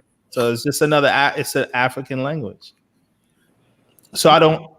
So I mean, because we know that the Arabs today, first of all, they didn't even have a nation. If you research them, the Arabs as we see them today, they was just broken them to different tribes. The British is the one that put them together to create Saudi Arabia. People, that's common historical knowledge. And they're really Turks. Yeah, I mean those guys are Hindus. Yeah. So that was built around, even the British putting them together. Wasn't that built around the discovery of the oil? Yeah, that's why they did that. In order for them to get in on that. King Fahd Aziz, whatever his name was, and all, he had a deal with the British, and they in essence put them in power to create and set their system up. The challenge, that's what the master's been arguing for years. The challenge with the Quran was that they never kept the originals. So no one knows exactly what the Quran, was actually saying, because that's where the debate comes. You had what they had, Hafiz Quran, those who memorized it, and so the master said that the Makdinam, they had the original from Ali. Yes. And so their Quran, that's one of the reasons why the master said they was adding surahs and different things they added on to the Quran. Mm-hmm. I mean, that's not really a debate, as far as, that issue, because they can't prove the authenticity of the Quran insofar as they don't have the original.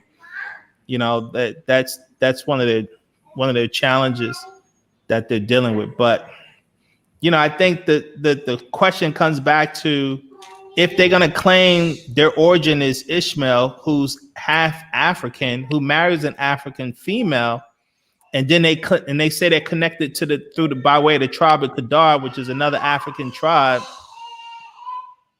Yeah. And Sabaean is African. I mean, we know that, which has come out of Ethiopia. So, and not to mention they say Queen of Sheba they're all Sabaeans, and she was a known, African and or black woman, Sheba, aka Saba. So, bro, we are older. I think you misunderstanding the thing. We are older. What's the top? Yeah, I don't know. What's the author name again? God, East King. It's author Jeffrey. The author author Jeffrey. Author as in King Author. Author. No, Arthur. R-A-R. Okay, say what you T-H-U A-R-T-H-U-R. Author. Author Jeffrey. Jeffrey. 1937. All right. He's a PhD, by the way. Since people are always wanting to reference PhDs, this man is a PhD. And when people mention modern Sabiic, they never mention author Jeffrey, yet they want to say that our language is Arabic. And that goes to show that those who are calling themselves scholars are not scholars of anything when it comes to referencing prominent work on ancient Sabiic. They haven't done it. That hasn't been done when they're critiquing. You understand what I'm saying? So if you're going to critique modern Sabiic, why isn't author Jeffrey coming up in the discussion? Now that makes sense. I keep erasing the damn name. That's why I get up there. Yeah. Is it Jeffrey or Jeffries? Jeffrey without the S. Got you. All right. So I told my hot tweet to get in. Yeah, no. So it really was about addressing the idea, because sometimes I think the brother actually thought we were making a different argument. honestly, that's because because it would make sense for him to be beefing about that because he knows that we're older, you know. And that's how like I like how you explained it, Petty, because you basically went through the reasoning. Like, well, what are the Arabs, Where do they come from? Vocabulary, all right. Within the Quran. That's why my book ain't done yet. Cause I type too damn slow.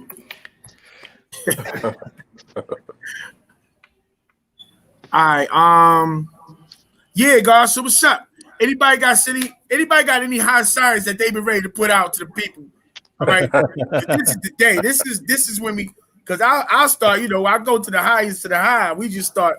I got joints ready to go.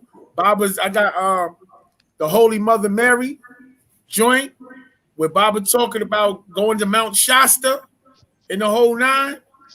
I got that on deck, ready to go. Well, I guess let me ask you guys, all of you guys, a question. It talks about in the book the Mission Earth about agreeable and disagreeable riskians coexisting. Oh, that sound spicy. So it's because here's the question becomes.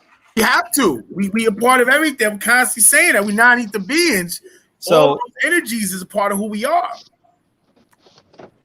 Yeah, it's well, I mean, he did teach that their counterpart is outside of them. So they're born as twins, and you have a positive one and a negative one, and they have to overcome one or the other. So, like if you have a Riskian who was 180 degrees, they'll have a counterpart that's 180 that's negative, and they have to overcome their counterpart. And when they do that, they become 360, and then they find the counterpart to that, and they overcome the 360 to become 720. Yeah, he talks about that. I don't know if anyone looked into that or whoever he talked about that because Well, if you think about it, he elaborates on that in the Holy Tablets. Because the master Mordok's supposed to be negative, his sister Balat is positive. That's right. Exactly. And so being she actually had to convert him back over. Right. So that the question becomes No, I'm saying the question becomes then, how do they coexist? Because see, it goes back to, it's interesting how we teach the doctrine. In the 90s, we were saying, I named my son Enlil. He was born in 1996. Then we come and find out that Enlil was a disagreeable. My oldest son name is Enlil too. My oldest son, he born in 96. My oldest son born in 96. My son. And so I'm like, okay. I mean, I actually changed my children's name from the birth names that I gave them. We did like naming ceremonies, so all of their names got updated to Tamaranian Egyptian. Tamaranian names. Oh yeah. But the thing is that at one level we said this, and another level the master obviously updated us between the Inky and Lil and the Anunnaki, right? So now it comes back to the question on the Anunnaki during the Adama project. It appears, the way we are saying it now, they're some type of humanoid reptilian, but they're also black. Right. You talk about the Anunnaki? Well, according to correct. The Anunnaki. Yeah, right. According to, well, if we go back to the what is that, Man for Planet Risk? Sure. He speaks about how, well, we know that the planet Risk, which these beings actually come from, it consists of what, 3 continents? Correct. Am I correct? Correct. So now, and if we could recall what the name of the continents, I can't call it off right offhand, right now. Kusta Musta, It'll come. Zaranta, and Kusta Musta, Zaranta, and I forget the other one. I have to look up the name. It'll come back right. to me as we. It'll come to me. But So the reptilians were isolated on one of the islands, one of the continents. Right. Right. So we have to remember they came to that planet seeking refuge. Correct. Right. And they were allowed to occupy that space or that land for that time. That's right. In which, as a result of that, right, just to, as a result of that, they sought to take over the planet. So they came together and formed a revolt. But fast forward from that, if y'all can go back and read that, go back into that story, you'll see where the master teacher speaks about how during that time he took on the disagreeable being who was called at that time Zazel. Okay. Which was to convert this being into agreeable being. But those beings were a group of beings that actually came from the constellation Dracos. After those Anunnaki had actually came and conquered them. Right. But Anunnaki had came and conquered them. Right, the Anunnaki. So this is the difference. This is where Wu Sabat comes in at, because now Wu Sabat actually ties us back into our actual genetic bloodline by way of the Nathar, which is not the Anunnaki. Because now we're learning, right, that even I knew, because remember the old teaching, and we were learning about risk, we were always considering, Baba teaches in veils. So he says, I knew, and Anunnaki, and them being on risk, and how I knew was the most high. He didn't explain it back then, that I knew was the most high of those Draconians that was on that island, on that continent. Exactly. Yeah, he wasn't controlling he was a guest amongst the Riskians. Right. And when it comes to Inky now, right? You're understanding and dealing with Inky, as Petty said, he named his son Inky. Now we're dealing with the understanding with Inky, or the understanding of Inky.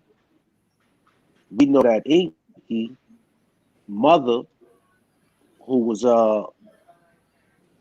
half reptilian. Yeah, the Eid. Yeah. She was the actual Draconian, right?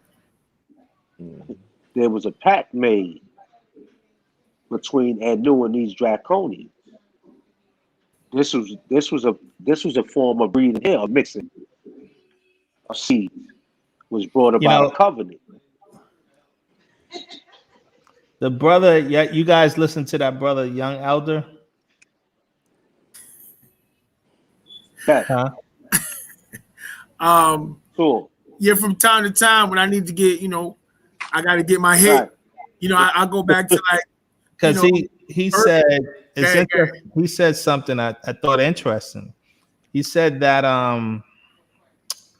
obviously we didn't mix our seed, but he said what happened was because the planet Risk got attacked, they had to leave the planet, go into and settle in different star constellations. Because they had to settle in different star constellations, they had to integrate with different beings in those constellations. And so in order to make peace, they had to agree to marry certain people. Baba said that. Baba said that when they evacuate Risk. But this is when they evacuate Risk when they made the fleet of Nibirus to go off into the universes when the orb was depleting, when the system was depleting, and the 3 suns is breaking everything down. Right. Yeah, absolutely. Yeah, that's a part of it. And even right now, what we going on with us, the Karadu on Earth, are just this species of the mixture that they have on this planet, and they collecting their seeds going through the universe to go back home now. That's literally what's happening now. They're on their way back home, and they're collecting all their offspring that they mixed in throughout the universes with other species when they had to evacuate the home world. Yeah, Baba said that. That's actually in one of the, I thought you was going to talk about the plant people and all. No. I'm just I be going on some stuff, when I need to get my hit and be like, yo, what this nigga talking about? I'm like, oh, this nigga crazy. But yeah. I be listening to this stuff. Yeah. Now that's real though. Baba said that. That's I was with an update. Yeah, God. No, I was gonna say just to point out the fact that to give the people the understanding that these things are happening within cycle ages. Within cycle ages, we go through different dimensions, so there's different things that's happening. There was a time when the master teacher was explaining to us how Atlantis, when Atlantis was the power source of the earth at that time, which their job and their duty was to keep the collective consciousness in place to maintain the balance, the ma'at. And then the Adamites sought to destroy that, to bring about destruction of this, because they couldn't understand the sciences that were being used during that time.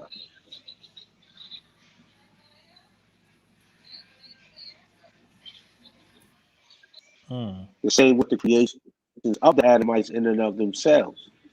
So now we're dealing with Mars, which is Lahmu.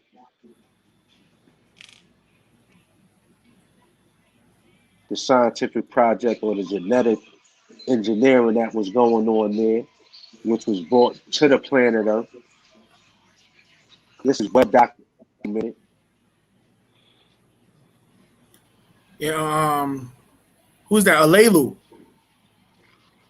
Alelu was on Mars. He had fled to Mars. It sure did. He was part of that. He was part of that breeding process. So this is now also understanding the escape of Alelu. This is where he escaped to. So, hold up. So, the battle between him and Anu. So, right. Yeah.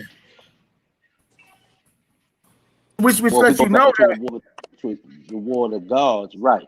What Baba said is that are you saying we're calling Anu a reptilian? Yeah, he was part of shape shifting. Well, remember they were mixed. I knew what was it talked about the Anu's ancestors and on the Biddle, because they went back generations on was actually right. He was actually the ninth Anu. The Anu which we're speaking about actually now. That right? Title, yeah. So he wasn't actually the original Anu. So how he got into the throne, it's the same way likened to the story of going back to Esau, right? And his brother, what was his name again? I forget his name. Esau and Jacob. Right. So when you look at these stories, these parallel stories, you got Esau and Jacob, right? Dealing with the first sons, those who have heir to the throne, rulership, authority. This is what much of this was dealing with, but it was also dealing with it from a genetic right, from a genetic breed. So these beings or these entities sought to, usurp, as they would say, the same way we see what's going on today. Those who want to usurp power. So Anu, being the ninth Anu, the Anu that we was being taught about, I'm striving to recall the book where the master teacher gives the actual lineage, right? Yeah, he went through. He went through all of them where they established the rules. Is it Jesus? See, is I guess ahead, is anyone even asking the master? Is it?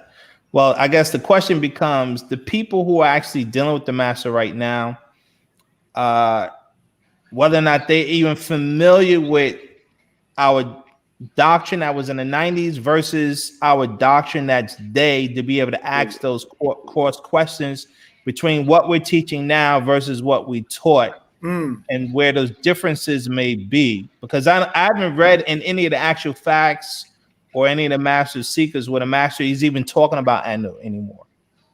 He doesn't give any explanations about, there was a transitional phase in updates and in the doctrine where he explained that the Anunnaki were the shape-shifting.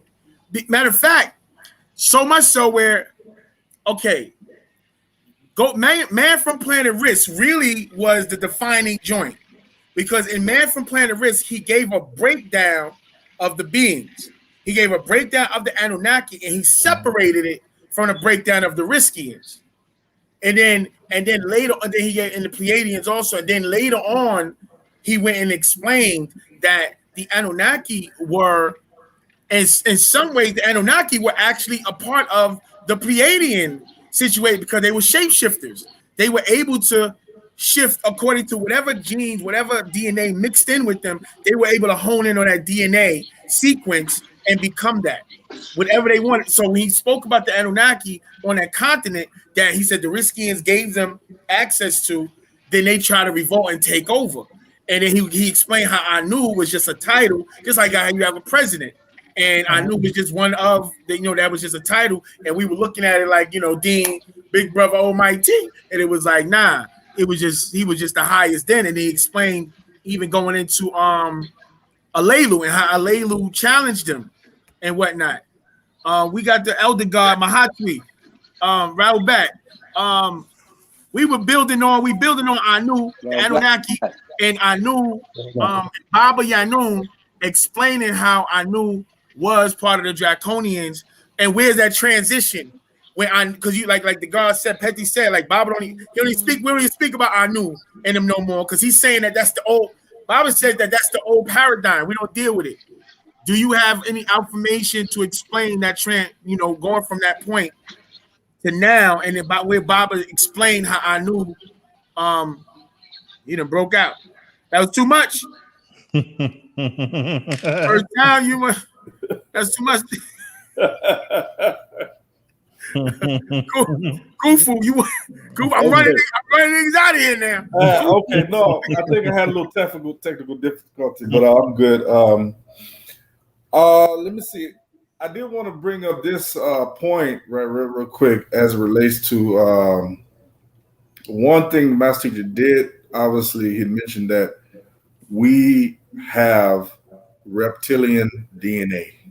That's first and foremost. Yes. That's how we're able to survive in an aquatic environment. That's why we need to stay hydrated. So our makeup is part reptilian. Yes. That's on human reptile class. He spoke on that, as well as this class about who's Cain's wife in front of the it was a little building on the land he was building about our aquatic ancestry. So this part here about Anu being reptilian, I did hear about that, as it started to shift. The information shifted to Anu being a part of those who went to Risk and was supposed to settle there, but they ended up trying to take over. So yes, I'm familiar with that. I think what goes into it as well, and my brother's extraterrestrial talks about it as well, a little bit of the story on Risk of what happened as well. So the reptilian part is not the biggest part of it, because he already said that we have reptilian DNA, and that's a part of our ancestry coming out of the waters. Even if you say, well, the Sangs people, were the original people, but the first females came out of the water. That's part of our ancestry.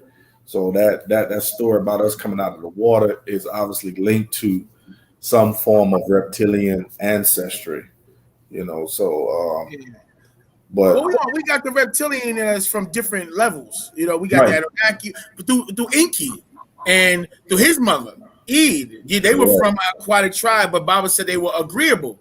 He actually called them. He said Right, Inky exactly. group were like herbivores. They were a different breed of That's reptilian. Exactly. that's a very So important point. There's agreeable and disagreeable. yeah, Exactly. yeah. But the idea of I knew because a lot of a lot of our brothers and sisters. I'm just saying the master still connects himself to Inky. I mean, that's in the proof. When you open up the proof, so he connects himself to Inky. But we're not trying to get away from Inky. Because Inky left the fold of the Anunnaki and went under Ptah and the Nathar. Inky, Marduk, Nabu, his son Nab. The only one that stayed over there was Nagal. He stayed over there with Enlil and Nanar and them. Inky flat left, and he came under the Nathar and started having African women. They started breeding with African women. They didn't even breed with the Anunnaki women. So that was one of the beefs. I'm familiar with that. I'm familiar. Engineering. I'm familiar. He obviously connected with the Nathar, but is that to say he's not still connected with the Anunnaki? He's an Anunnaki by okay. I knew it's his father still. Right. Enlil is still his brother, right? But even Marduk is his son. Remember, they were still at war. So yes, the brothers are in conflict, the master says. Yes. The issue is on this planet. He said the issue on this planet are the two brothers at war with each other. And their sons. Because Nanar and Marduk are and still at war. Right, they're families. And those two families are exactly. But the question is, where does Anu stand in this scenario? That's kind of what I'm looking at. Like, okay, where does this being stands, and what is his real abilities and power in reference to? Because he had all these attributes we talked about and these abilities. Okay, you know. Mm-hmm. Well, when the master said that the Anunnaki are flesh eaters and to stay away from them, that includes if the Anunnaki, Anu sent them, then that includes Anu also. You know what I'm saying? And he's like, stay away from them. They not you. They not for you. Can I jump in? Yeah, Brother Mahatma. Go ahead, Elder. Yeah, Rahubat family. How you all doing? Rahubat. One thing to remember is that Murdoch had a war versus Anu, right? A mental war. And Murdoch took over Anu's ship because on a class on Tamaray, Baba said that when he came into power, he named everything Murdoch. He did. That's true. You see where I'm coming from? So I know with Murdoch. That's right. Then we get to a class called How to Prove the Existence of the Most High. Baba said that Anu is the most intelligent of a species. So therefore, he took Anu's ship. So that being that Anu, that 9, because remember he said there was I think it was 9 Anus before. Yes, correct. Yes. Right? Before the physical one came into came into being. So this is when they became they incarnated in human flesh.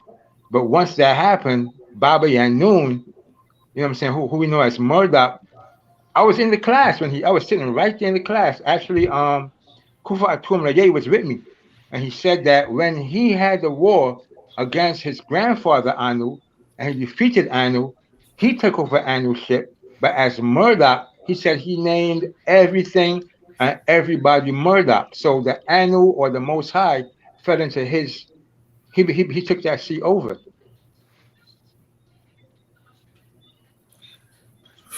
Okay. Silence. He said it. Everybody got to contemplate this. Hold up. Yeah, no, I do. I really got to contemplate that. we got to take this there. Hold on. You know what I find interesting? Let me tell you why I'm bringing up this line of questions. Okay. You know, the master said like Nana has been on this planet from 2012 to 2015. He left. Right. So obviously we're dealing with real beings who are affecting the conditions on the planet.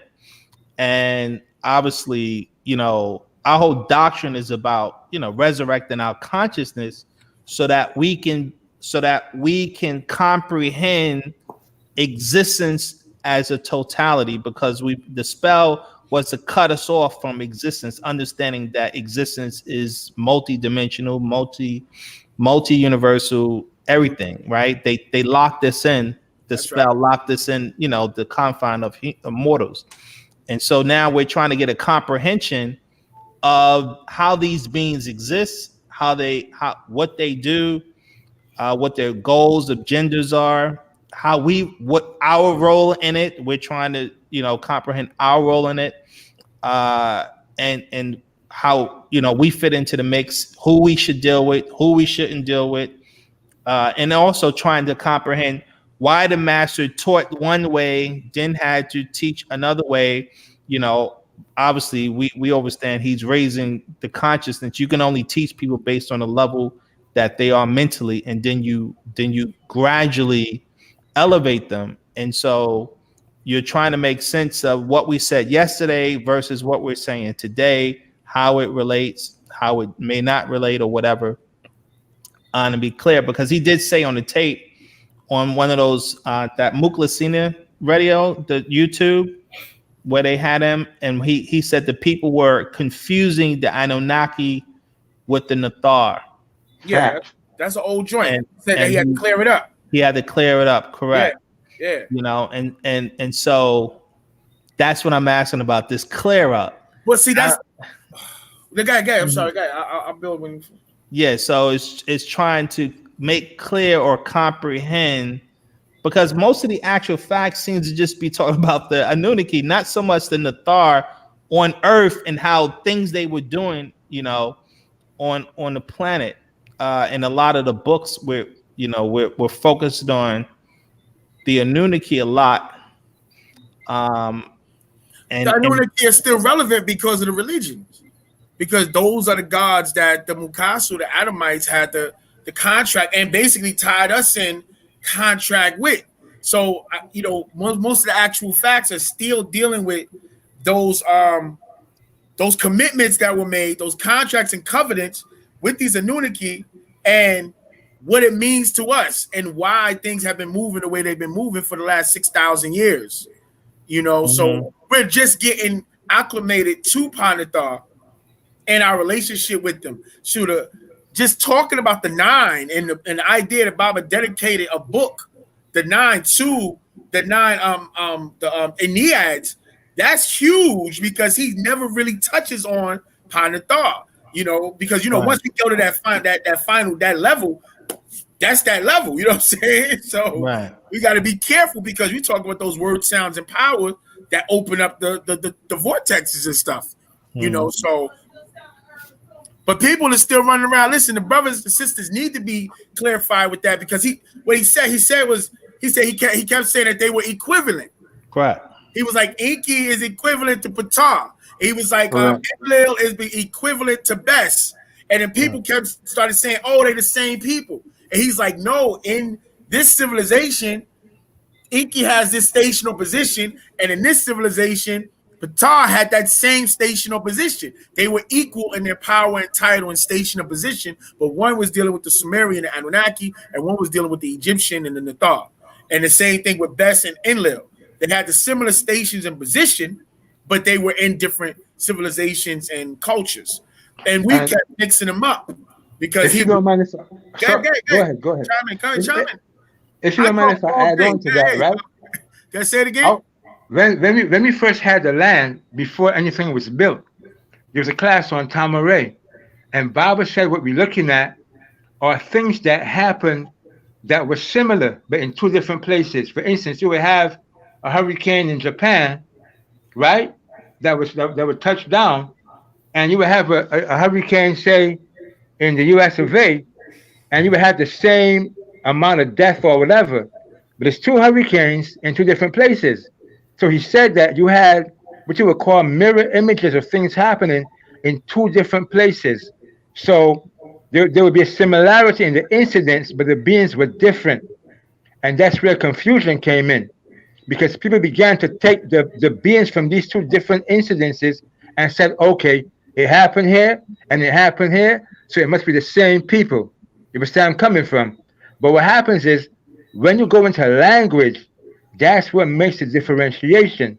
Because, for instance, in 1993, Bible was put in cuneiform inside of those small right knowledge scrolls. And in those scrolls, you were seeing Nekebu, Atum, and Lilith, because back then I was studying cuneiform. So the words were in there, right? He had already explained that Esau meant hairy, Edom meant red, Idumea was the same as Edom, the same as Adam.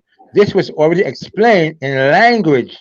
So when people hear the word, because remember, there's a tape named on Nuwapians Under the Spell, and Bible says there are three words: Natar, Anunnaki, and Elohim, and all three words have different meanings.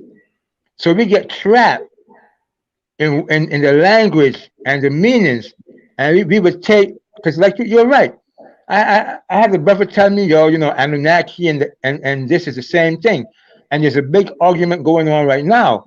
But the actual fact is that when you're dealing with language, Anunnaki, those beings who came from on high, in sets of 50, Nataru, overseers, Elohim, these beings, right? They all have a different connotation, a different meaning, but people take the words and assimilate them, like you said, and like Baba explained. They think it's all the same beings, but it's not. You understand where I'm coming from? And this is a part of the confusion, because the people who we're dealing with are not taking time to study the Hebrew or the Arabic or the hieroglyphs or the Sabian or any other language. For instance, in the Quran, in the birth of religion, right? And I was saying this earlier. It says, "Wal asr, inna al-insan la fi khusr." In the book called Birth of Religion, Bala explains that the word asr is the same as the brother was saying earlier, asir thawakik, apple juice. But the word that's important is asr, and the word asr is the same as the word usir. When you go to the Lane's Arabic definitionary, there's a word in there spelled ayin, fa, and reh, and it's pronounced athir. And athir is the same as athir, Athyr, which as we know is hathar. So these words were being borrowed from our ancient languages and then mistranslated and misrepresented in other people's tones, and we were becoming out of touch. That's why it's important that as a people we learn the tones, and that's why Bible keeps putting these different explanations of words in the Patarak, the actual facts, the Master Secrets, and the older books to get us assimilated with the word meaning. And once we understand the word meaning, then we understand what took place and who these beings were, if that helps. That's it. If it helps, No, yeah, that's heavy. That's and add on that, dealing with the Anunnaki. Keep in mind, Baba, he confirmed. He said the Anunnaki were the ones that raptured those people over there in Nome, Alaska. He said these are flesh-eating beings. He said, go look at the fourth kind. Right. He said we don't want none of that. We don't want to be on the ship with them. We don't want that. And as a matter of fact, to add on to that, I'm just want to explain this, right? When you go to the book of Matthew, Mark, Luke, or John, where it said that Jesus transformed himself. You all remember that? Sure. The word transform means to shapeshift. Sure. So these beings in the Bible were actually transforming or shapeshifting. Now peep this. There's a word in the book Leviathan. It's called Lawiya or Levi, a so-called priesthood, right? Bible said back in 1993 that when you look up the word for law in Greek, the Greek word for law is nomos, Nommos. That's right. And the nomos are beings that came from the water that are celebrated by the Dogons of Mali. The Dogons of Mali is where the word Dagon comes from. In the book of Acts, there's a being that comes out of the water, half man and half fish. He is called Dagon or Dagon. Then the word dag, D-A-G, is the Hebrew word dog. And the word dog is a word that Bible said in the Holy Tablets was the name of the real Messiah. But that ties back into our people, the Dogons of Mali, who said that they came from ancient Egypt and migrated into where they are now, right? And then their beings were called Amma and Nuruga, right? The Namos, the beings of Digitaria. So what happens is it's a language, it's Greek, Arabic, Latin, Hebrew. Once you begin to understand the words, because remember the word Anu is found as Ani, A-N-I or A-C-H-N-U-W in the Hebrew in the Old Testament, Achnu. So Anu is in there. And like you all said earlier, Elion or Eliyin in Arabic and Elion in Hebrew, right? Or Al-Aliyu. So all these terms are found in the language, but once you step over to Egypt, Tamaray, you know what I'm saying? Then it's no longer Elion, it's no longer Eliyin, it's no longer Al-Aliyu, it becomes Pa Achtor Reye, the Most High, 93 million miles away from the planet Earth, called the sun. So this is what happens, is that confusion comes in when we begin to assimilate the Egyptian doctrine and the Sumerian doctrine, and then we lose sight of date, time, and dynasty. Because in a reading done in Brooklyn, that's on the Wu Sabat, updates, the brother Kafre had stated that the war in heaven actually happened because there was a fight over who would rule the Dandora, because the changes were happening in the cycles.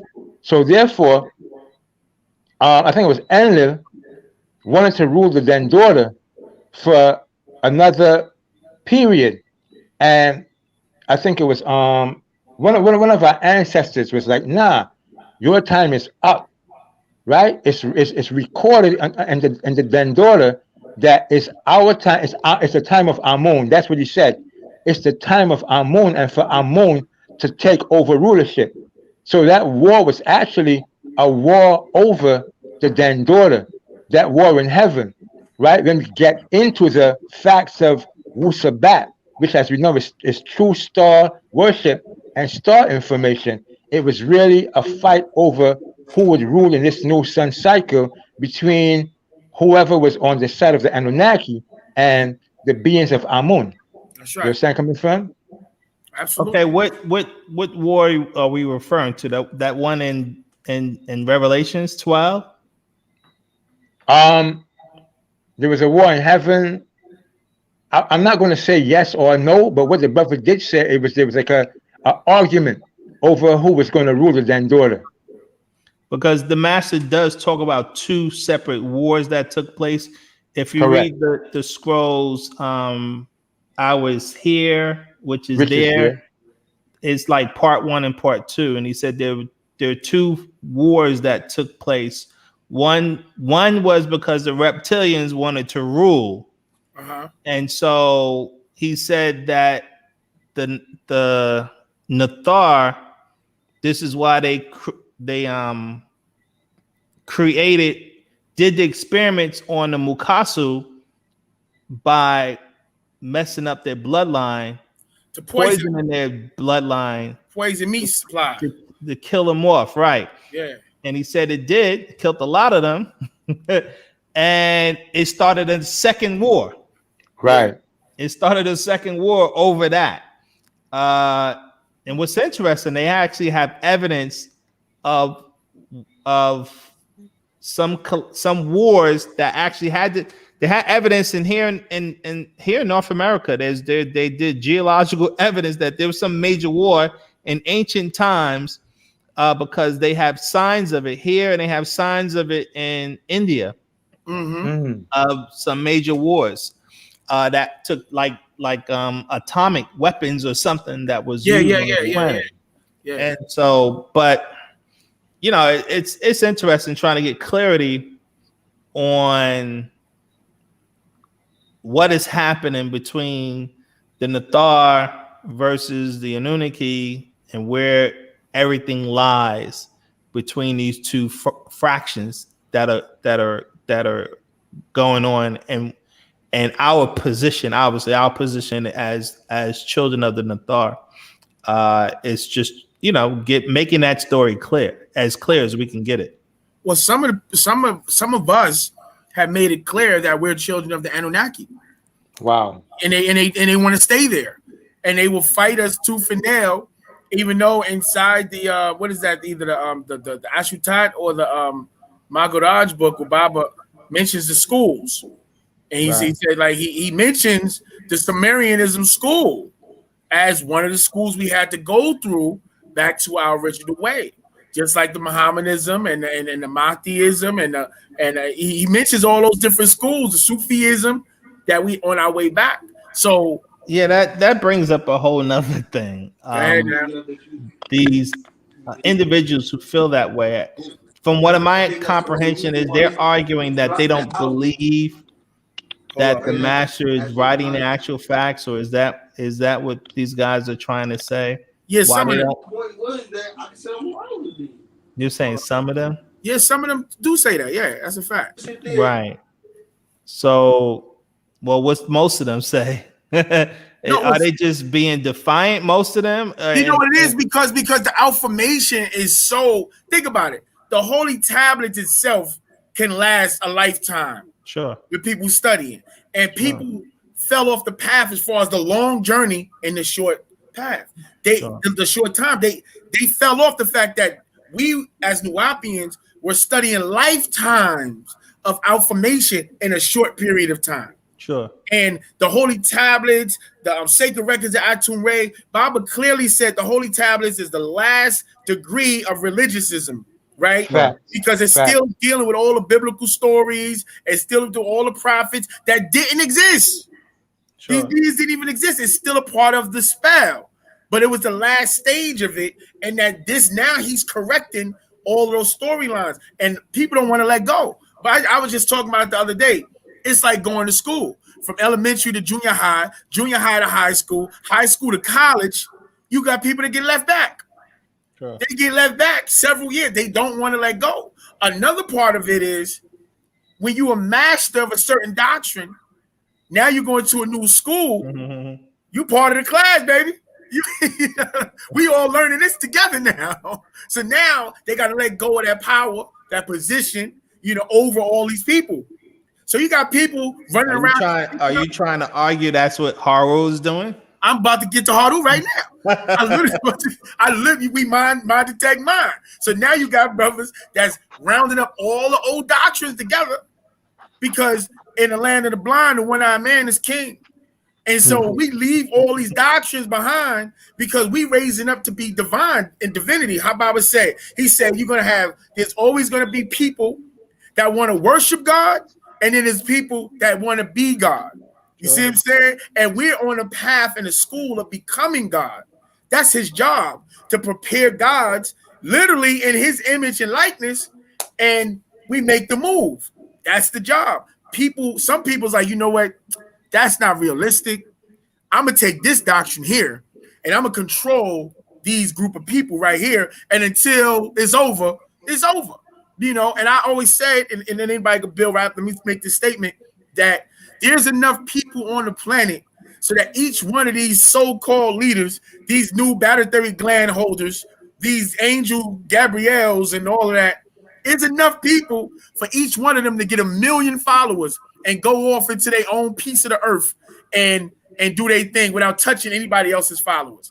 That's how big the planet is. As much as we say it's overcrowded, that's how much space and how much people it is. So it's like, let them have it, because the Alphamation is out there. So if you fall victim to that, like they dismissing the master right now. Oh, it's like I've talked to people that follow Hudu Hotep, and they talk about you following. It's not about the man; it's about the doctrine. It's like, yeah, but the man still has time according to the doctrine. The doctrine said he's the man of the hour. That's 60 years. we still ain't even past that. You know what I'm saying? Right. Like, so how you just shift off and then take us back to sleep with schools that we already finished? You ain't even moved forward on nothing. You went back to sleep. You know, so I'm like, you know what? Hey, man, do you. Do you. We putting the doctrine out. That's why I say it's our job of brothers like ourselves, sisters like us, to spread the information out. That's why sometimes I see you on your channel and over here. Sometimes we just read the book because a lot of people never read the books. There's one sister I was slandering. She was talking about the Holy Tablets. She said she tried to read the first page of the Holy Tablets and couldn't understand it. She said, "Oh, he's scrambling their brains. That's why they following him." I said, "Oh my goodness." Her brain is scrambled. That When you think about statistically that 70% of the damn country don't read past the 7th grade reading level. So that's the problem. People they think everyone is just as ignorant as them, so they want to put everyone in their box of intelligence level. Not realizing they're only speaking for their lack of intelligence that they can't comprehend. That's right. And you know, it's sad, but that's the reality of it. Because what happens is intelligence is intel genetics or intel genes. Genes. Right? And people aren't genetically encoded, because what happens is in 1993, a guy went to classes on Tamaray and asked Baba, said, I read a book by a man called Zacharias Sitchin named The 12th Planet. Prior to that, Baba was moving into the science of Nuwabu. Once the dude asked about the 12th planet and the book he read, it began a tumbling effect of Baba having to explain this whole Anunnaki business, right? Prior to that, in the book of Revelation, the Blue Book, back in 1990 and before, Baba had already said that the name Enlil and the name Enki had a similarity in ancient Egypt. And he broke that down about Asar and his brother. So he had already shown back in the 1990s who Enlil and who Enki was in the Blue Revelation series. Prior to that, back in the 1970s, in the 1980s, Baba wrote the Science of the Pyramids, right? Ancient Egypt and the Pharaohs. We had the 9-ball count, etc., etc. And he was leading us back to Wunuwa until we would get to Wusabat, and then whatever would come after. But like he said, once they began to ask him these questions, he had to stand up right there and answer every question that was asked of him. So he said before he even moved on, he had to clarify the whole Anunnaki doctrine and get it clear as to who these beings were. At the same time, people's DNA became affected and infected. And remember, as a people, we are mixed. We have East Indian, Native American, Negroid. Some of us got Neanderthal, right? So this outformation, what it does is it kind of like opens up your DNA. It opens up your brain centers, and the things that speak out loudest in your DNA is what these things, because remember, it's a DNA doctrine. Mm-hmm. So people are not getting past the Anunnaki in them. They're not getting past the East Indian in them. They're not getting past these things. That's why Baba says people are stuck in time zones. You got people still walking around as Muslims, people as Hebrews, people as Moors, people as Anunnaki, people want to be black cowboys and not getting past that. So what happens is there's those of us who have the power of 9 ether in us, but there's those of us who have an abundance of 9 ether in our DNA. And those who have the abundance of 9 ether are the ones that make a transition from one school to the next and keep growing. But those who have the power of 9 ether, they get to a certain spot, and that's where they get off the bus and say, okay, had a good ride. But in the class, once again, I had an experience with Baba Yanun. Baba said, I'm taking you all on a roller coaster ride. Mhm. Before there was even a temple built. Then we had that barn on Tamaray back in 1993, and nothing was built. And Baba had shown us the building of Tamaray and the vision he had. Baba said, listen, this is a roller coaster ride. It's going to be ups and downs and twists and turns. He said, and you may find yourself hanging off the roller coaster. You know what he said? He said, hold on tight. So some people are holding on tight because the Quran said, hold on to the rope of Allah and do not separate. Not separate. Some people just ain't had a tight grip on this. And they got to a certain point, and the brain notes said, can't go no further. And the DNA said, you know what? This is it for me. You see where I'm coming from? So once you begin to investigate the DNA, not just the person and what's being said, but we begin to consider what's happening in the DNA and how certain parts of the people's DNA is being pulled out. And you're seeing the exorcism. You know what Baba called it? A divine exorcism. Sure. That's what's happening. That's beautiful. There you go. So you got a guy walking around with a tattoo on his forehead of Anu. And I'm saying, where the blood clots are going, yo? Y'all mad, man? What? Yo, what's that dude? Billy, that be on Gaia and all that. Billy, what's his name? He be on Black Magic 316. Bill Cosby. No. Yeah. Nah, Billy, Charles or something. He be on like National Geographic. And he teaches about the Anunnaki. He's a black dude. Yeah, Wow. Billy Carson. Billy Carson, yeah, right? Correct. Yeah, he's another one teaching old doctrine. And he's being received with open arms from the quote unquote occultists amongst our people. And they're like, yeah, we're the Anunnaki, you know, and even young boys, like young women and men are coming into the science under the school, and they're getting stuck there, and then they're finding the Anunnaki doctrine that the master is teaching, and they're teaching from the tablets on TikTok and stuff like that. And they're like, yeah, we're the Anunnaki, we're this, we're that. And I'm sitting there like, wow, this is bananas, bro. Yeah, man. Let me throw this in, right? Things you was mentioning, Mahachi, right? Look, I remember in the Nubian Islamic Hebrew books, in the back references, Zechariah Sitchin books was mentioned, along with the Val Valorian with the Matrix books, Commander X. He was like different reference books. Sure. His books was mentioned. Zechariah Sitchin books were mentioned back there.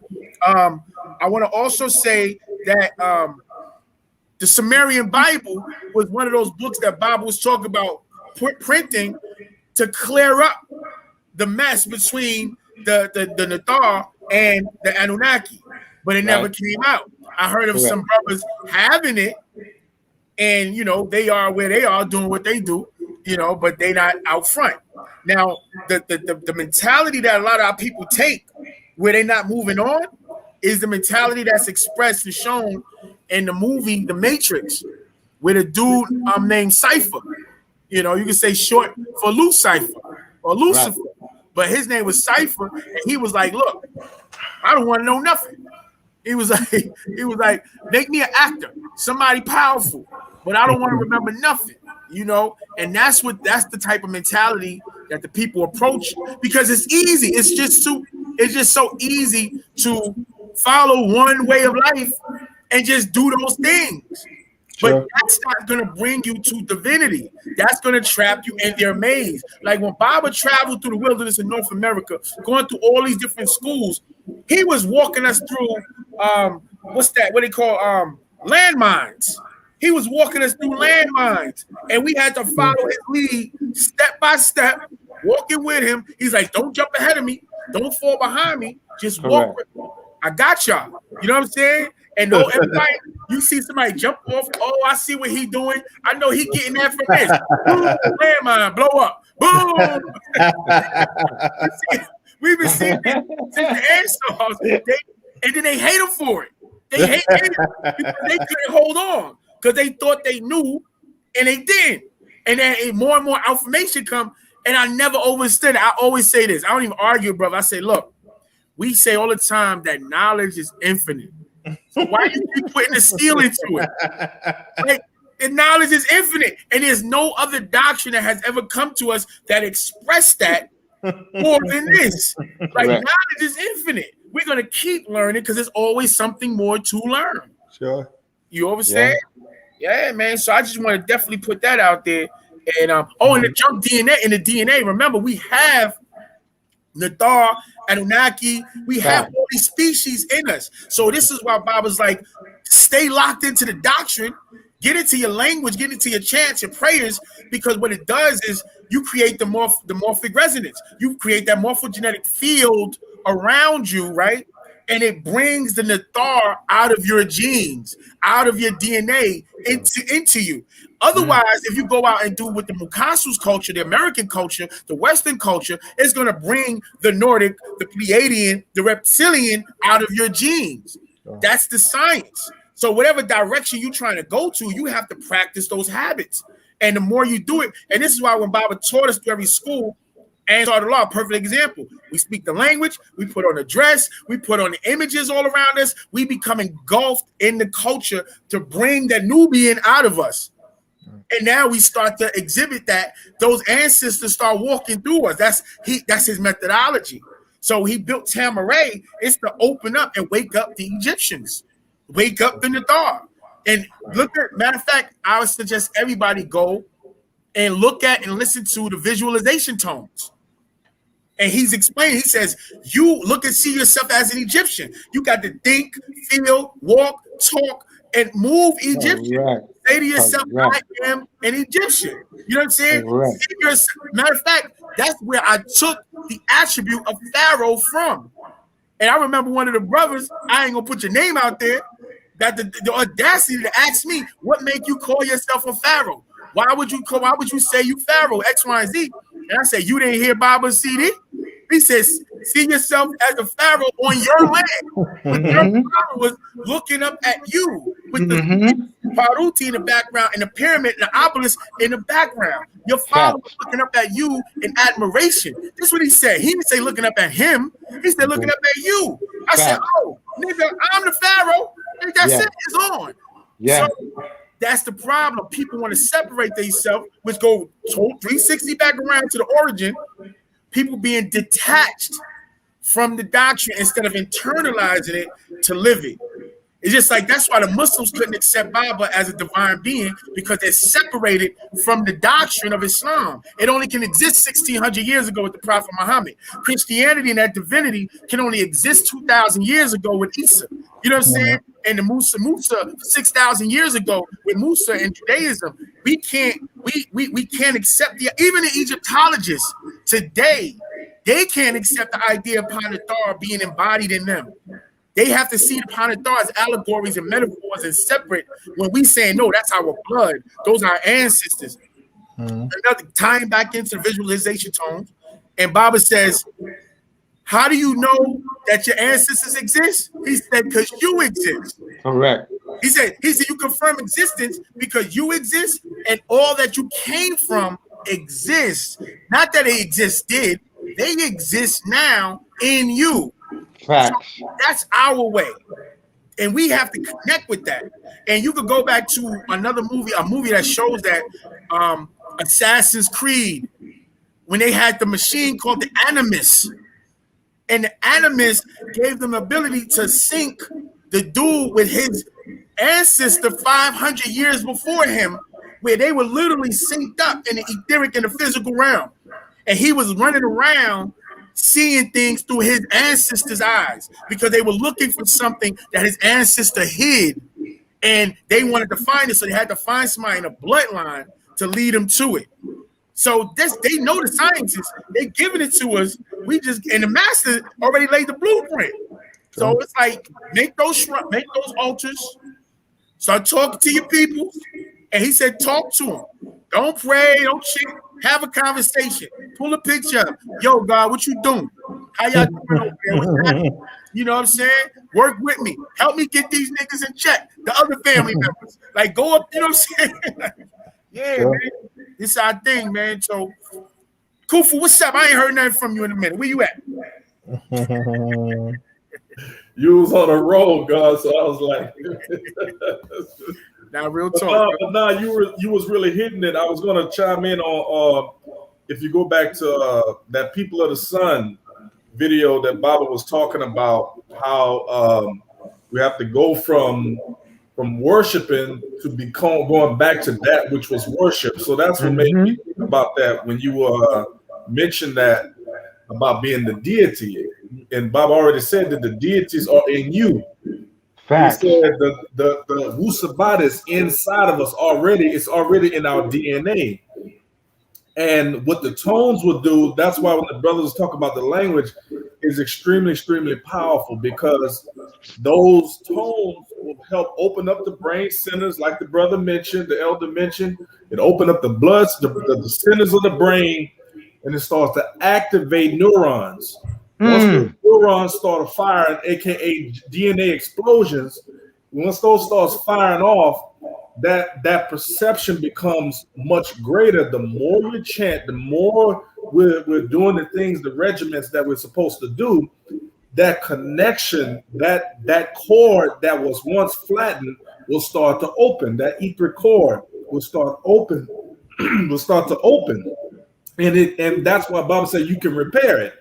Back in many of the new scrolls, even the Secrets of the Malkuzet, he talks about that you can repair your DNA by way of the tones, by way of your diet, by way of positive thinking, the breathing exercises. He's given us everything we need to make that connection. He said, without those tones, without reaching out to the Nathal, without reaching out to your ancestors, you won't even comprehend Usabat. You won't even comprehend what you're reading. I read that last time. Remember, we read that a couple of Saturdays ago, how those tones are extremely important into making that connection. And thus, obviously, the deities will be, you will start to connect with the Nathar, in a very simplistic way without, with all of the spookism involved, and that's why Baba was like, they look like you. If you start to imagine things like, oh man, let me put my crown on, let me do this, and you're thinking like, wow, what did Nathar look like? Look at on the walls in Egypt. Look how they dress. That's what we dress like. Look at the crown. Look at the garbs. Look at the African garbs. All these garbs is what our ancestors used to dress like. They were never overdressed. You could tell that they had that connection, and thus we have the same connection. You know what I mean? Facts. Yeah. So extremely important. So a lot of people, they think they can skip from 1 and go to 10. Like, no, you got to go through the motion. Like you said, that roller coaster ride. Go through it. That's why you said hold on to the rope. That means hold on to each other too. That's in the roller coaster. You're there, held on there together as one, like you said back in the days, as one Jami'ah. You see, as one community. So that community now we say, well, love and unity. That's why you say love and unity. And a lot of people don't understand, well, it's just something to be said. No, it shouldn't be said, it should be felt. That concern, that simple concern of brothers, simple concern for the sisters, simple concern for the elders, that simple concern, that learn to care audio, another class Baba mentioned about just learn how to just care. Yeah. That's the same way the Nathar cared for us when they sent the revelations down. If we can just look at it in the most simplistic way, how did the revelations come down? They had to come through the master teacher, but they had to care enough for the information to even come to us. So just like how they care about us, why we can't care about each other, why we can't unify with each other. They're already unified. So it's like people say, well, I want to go to risk. Do you know what level of thinking these beings are on? Your ancestors, they don't even, the pettiness that you see right now in the tribe, the straight separation, the slander, all of the things that's almost like it's like blasphemy going against Patarak, and it tells you there, don't slander, don't do this, don't do that, and people still praising it, like, oh yeah, it's all good to do that, it's all good to not to listen to the master, yeah, it's all good. Like, what are y'all smoking? Like, what are y'all reading? Because I'm not reading the same thing y'all reading, obviously, because we read two different things. And that's why Petty makes a good point. How do Sabians actually perceive the affirmation that we've received? Because everybody you talk to, they say something different. One brother say this, one sister say this. Oh, one brother say, oh no, Baba is not the Most High. Baba is not Anu. How do you know that? He didn't say that. Anu is the title. And if you look at that, the same video, video that in that class, who's the Most High amongst you, I was in that class. He explained that y'all will start to learn who is the Most High in your presence. He said that. Go back to that audio. Y'all will then start to learn. Because he was making a point on the board, on the chalkboard. He said, y'all gonna understand or get to learn. I'm paraphrasing. Who's the Most High in y'all's presence? I've been calling Baba the Most High. Niggas like, are you trying to say you worship Baba? I'm like, no, I understand the concept. I understand the Most High is the highest, the wisest amongst them. Exactly. He said one time when before Imhotep temple was Imhotep, it was Solomon's temple. He said right in front of there with a group of brothers, he said, when I go up a level, y'all go up a level. Correct. I go up a seat, brother. You remember that, Elder? Facts. I was always like, you just killed it. Go ahead, Elder. Yeah, you just killed it. Facts. He said, when I go up to another level, y'all gonna go up to another level. Yeah. He said, y'all gonna learn this one thing. Learn how to sit under one so y'all can stand amongst many. He said, once y'all learn how to sit under one to be able to stand amongst many, he's the master. You're sitting at the foot of the master, at the feet of the master, metaphorically speaking. But you better be taught everything you need to know. So when you finally stand up, you'll be able to be over masses of people and guiding them and showing them the same way, which is part of that. That's the other one. The quote that was made in the temple is when he said, you know the presence of the Most High because he brings new information. Exactly. And he said, here is something new. You never heard this before, and he dropped something new. So right there and then, he was saying, matter of fact, I'm going to stop right there and remind you all of the newspapers written back in 1993 when he said, Anu incarnates every 25,000 years. I think either 25,000 or 50,000. Incarnate means the being comes incarnate, in meat, in flesh. He said, and with that comes weather changes. Yes. He said, you have winds of hurricanes that are hot like the sun. You got tornadoes with high speed winds, and they pop up in a multitude, right? So this being, when he incarnates, he actually causes weather patterns to change. Everything.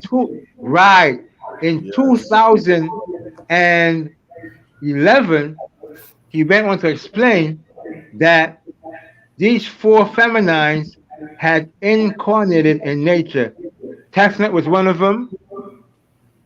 Ashtat was one of them. I think Bastat was one of them. Hold on. Tefnut, Bastat, a couple more. This is back in 2011 or whatever, right? And then in the 9, he talks about, go back and read it in the introduction.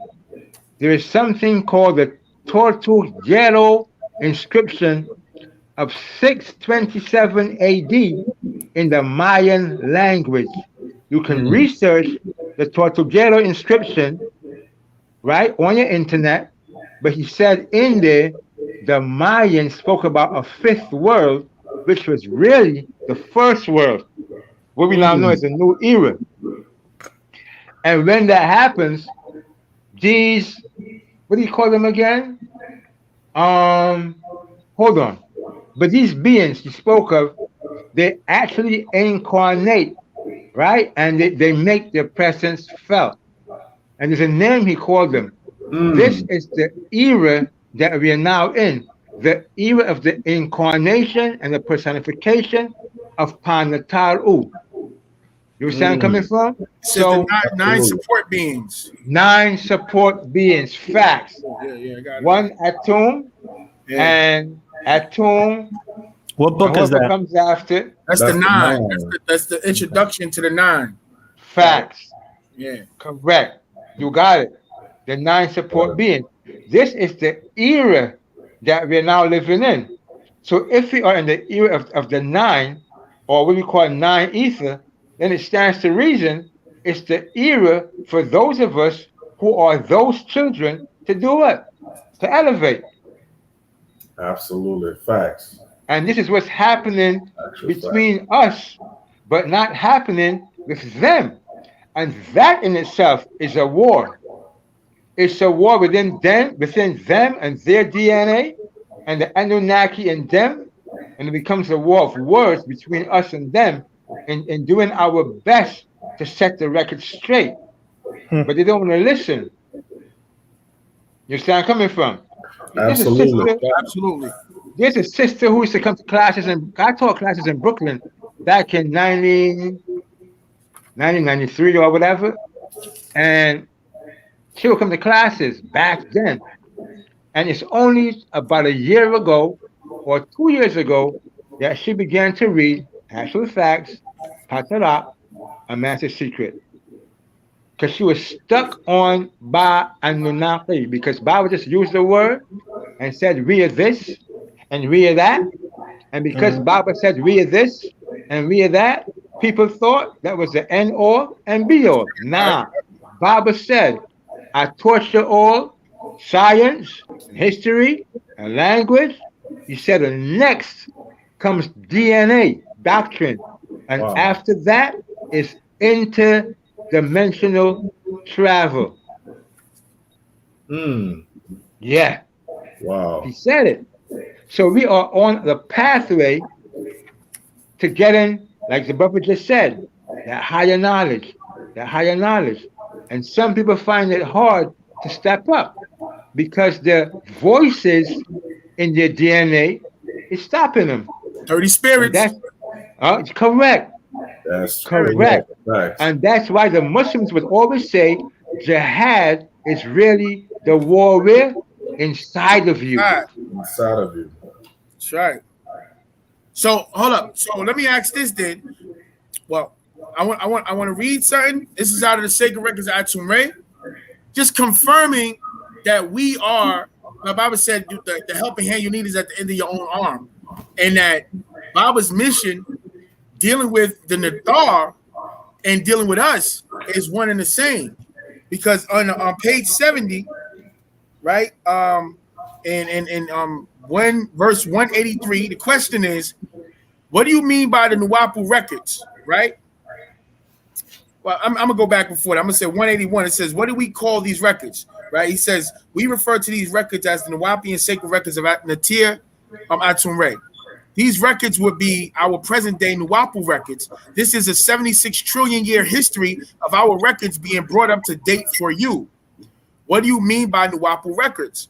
By Nuwapu records, I mean the Nuwapian sacred destiny. Then in the past, then in the future, which is best kept secret right now. Check it. From their departure from the heavenly skies to the planet Ki or Gi, which ancient Tamaray is the deity Seb, Keb, or Geb, Earth. So from their departure from the heavenly skies to the planet Earth and their eventual return, if this information raises them from the mental death to life eternal. Ooh.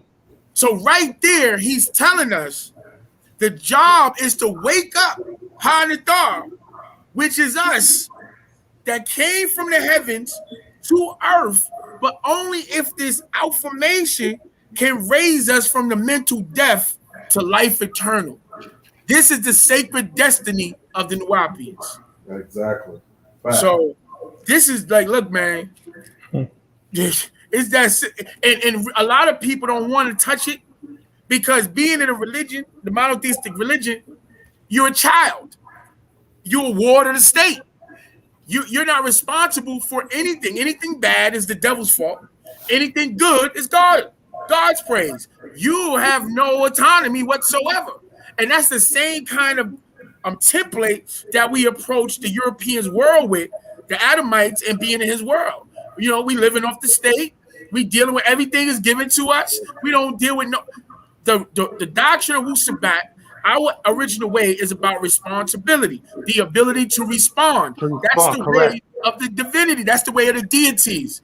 This is the way of life of the deities, those worthy of worship, as opposed to the other doctrines, which just teaches you how to worship other deities and ghosts and other people's cultures and energy. Exactly. I'm gonna tell you something real quick relating to that, as it pertains to the religions that you see in the streets. You see the young generation still trapped with the terminology God or the terminology in like money, right? Let's say on the money, it says, well, in God we trust, right? Yes. So what they don't understand is that when they're possessed by these spirit forces, because when you get to the word God, money, you go back to mammoth. Mammoth in Hebrew is a demon, and that demon provided riches, right? But with those riches comes a sacrifice. That's what people don't understand. So when you see people fighting in the streets, it's always about money and it's always about sacrificing. That's why when people talk about the Illuminati, all of these type of things, that these people are blood. When the Master said these beings in the scriptures are bloodthirsty, what people don't understand is that when you are glorifying death, like you mentioned earlier, and before we really got started, when you literally glorify death, you glorifying hurting someone, you're glorifying destroying your own brother, glorifying destroying your own neighborhood, glorifying, you using narcotics or drugs or anything to destroy a human being, right? What they don't understand is that those are forces that you are possessed by. The Master Teacher said when they had opened that CERNs, that colliders, that what do you call it? The Hadron Collider. That's right. He said that opened the doorway for many demons to come and flood the planet. So like Ghostbusters. You remember, and y'all go, yeah, exactly. And y'all gonna remember this. Remember the Master Teacher said back in the days, like Dennis Rodman and the punk rockers. He was breaking down this, and I forgot what scroll it was on, but he was explaining how these punk rockers back at that time, he said that's how they look. That's how these demons actually look. Facts. So now he said that the hip hop is the new heavy metal.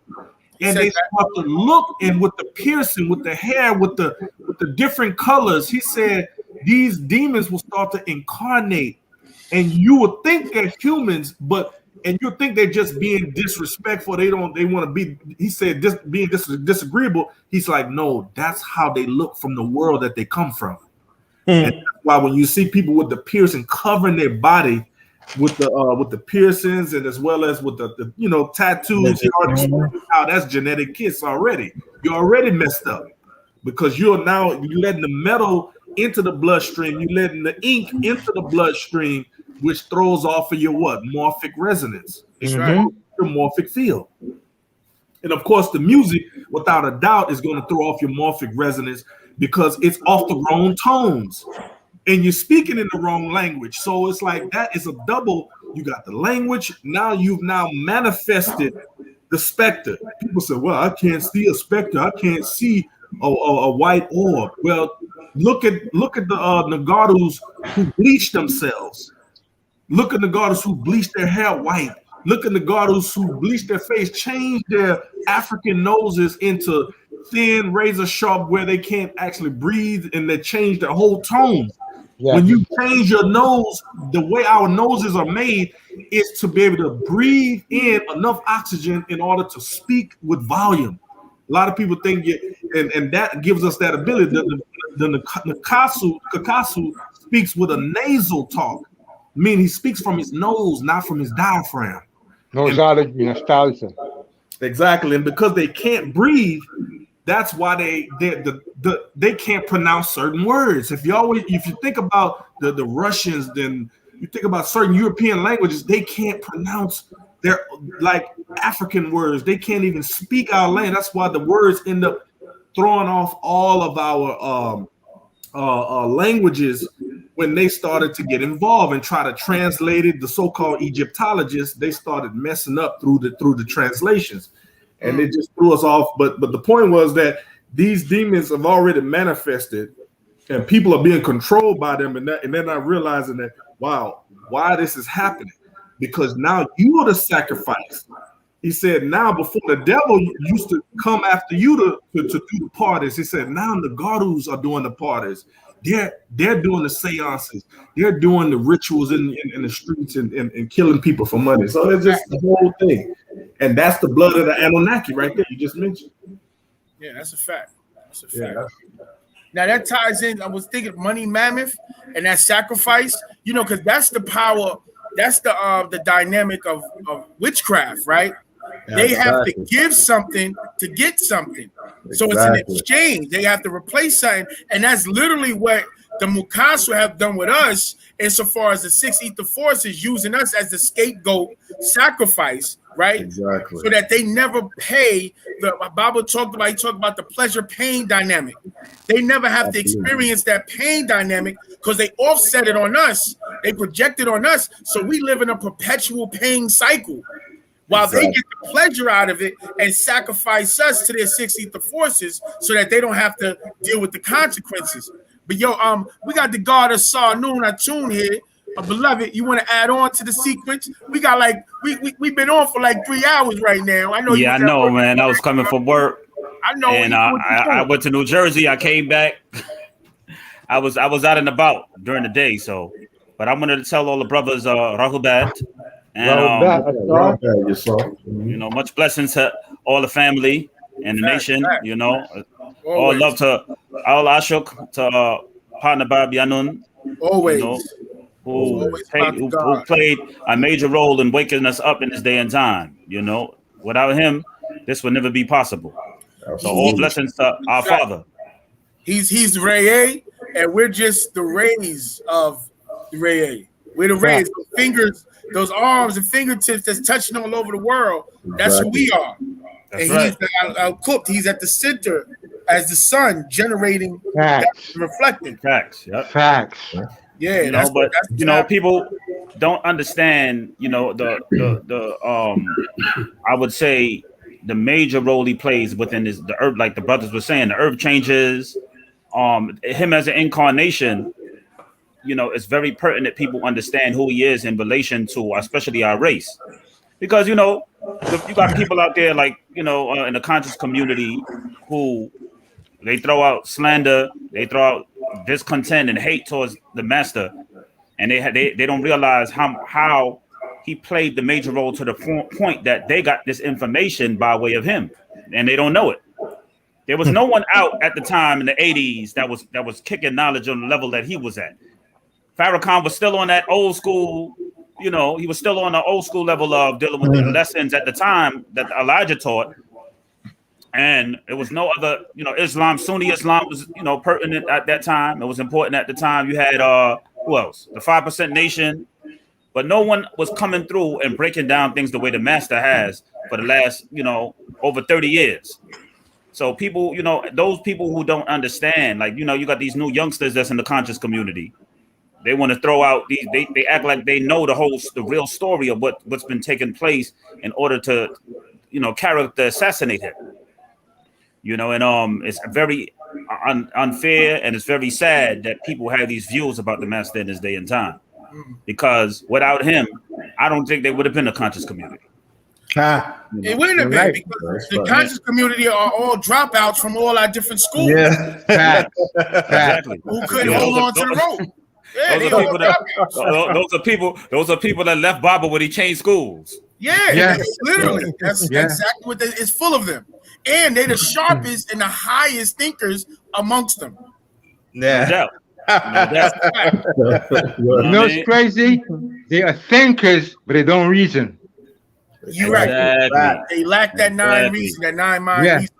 Yeah. Exactly, Mehduti. So a lot of these people, I wanted to say, because I was going along with what I was talking about earlier, that, you know, he broke down Islam. He taught Islam on a level that the black man and woman never knew. He bred teachings that the black man and woman never knew. He taught, you know, Sufism, like the black man and women never knew. So all of a sudden you got these people that's trying to use him or ride his coattail, as I would say, and then disrespect him at the same time. Yeah. Like, you know, like one of the little dudes, there's this little dude, you know, that just came in the conscious community, and he uses his information. You know, I don't want to say no names right now, but y'all know who I'm talking about. Young brother from New York, upstate. He uses his name. He uses his information and he disrespects him. You can put it in the private chat. So I don't know what you're talking about. But I want to know. I want to know. Yeah. I'm just giving an example. He's named after you. Oh. Yeah. He got your first name. Yep. Oh no. You talk about his last name is Allah. See, you gotta hide that. His last name is Allah. Oh, you mean the fairy hoe? Yeah. His last name is Allah. He's the only pharaoh that has it. That's an imam, yo. It's funny you brought the young brother up. You know why? Because he's bugging right now.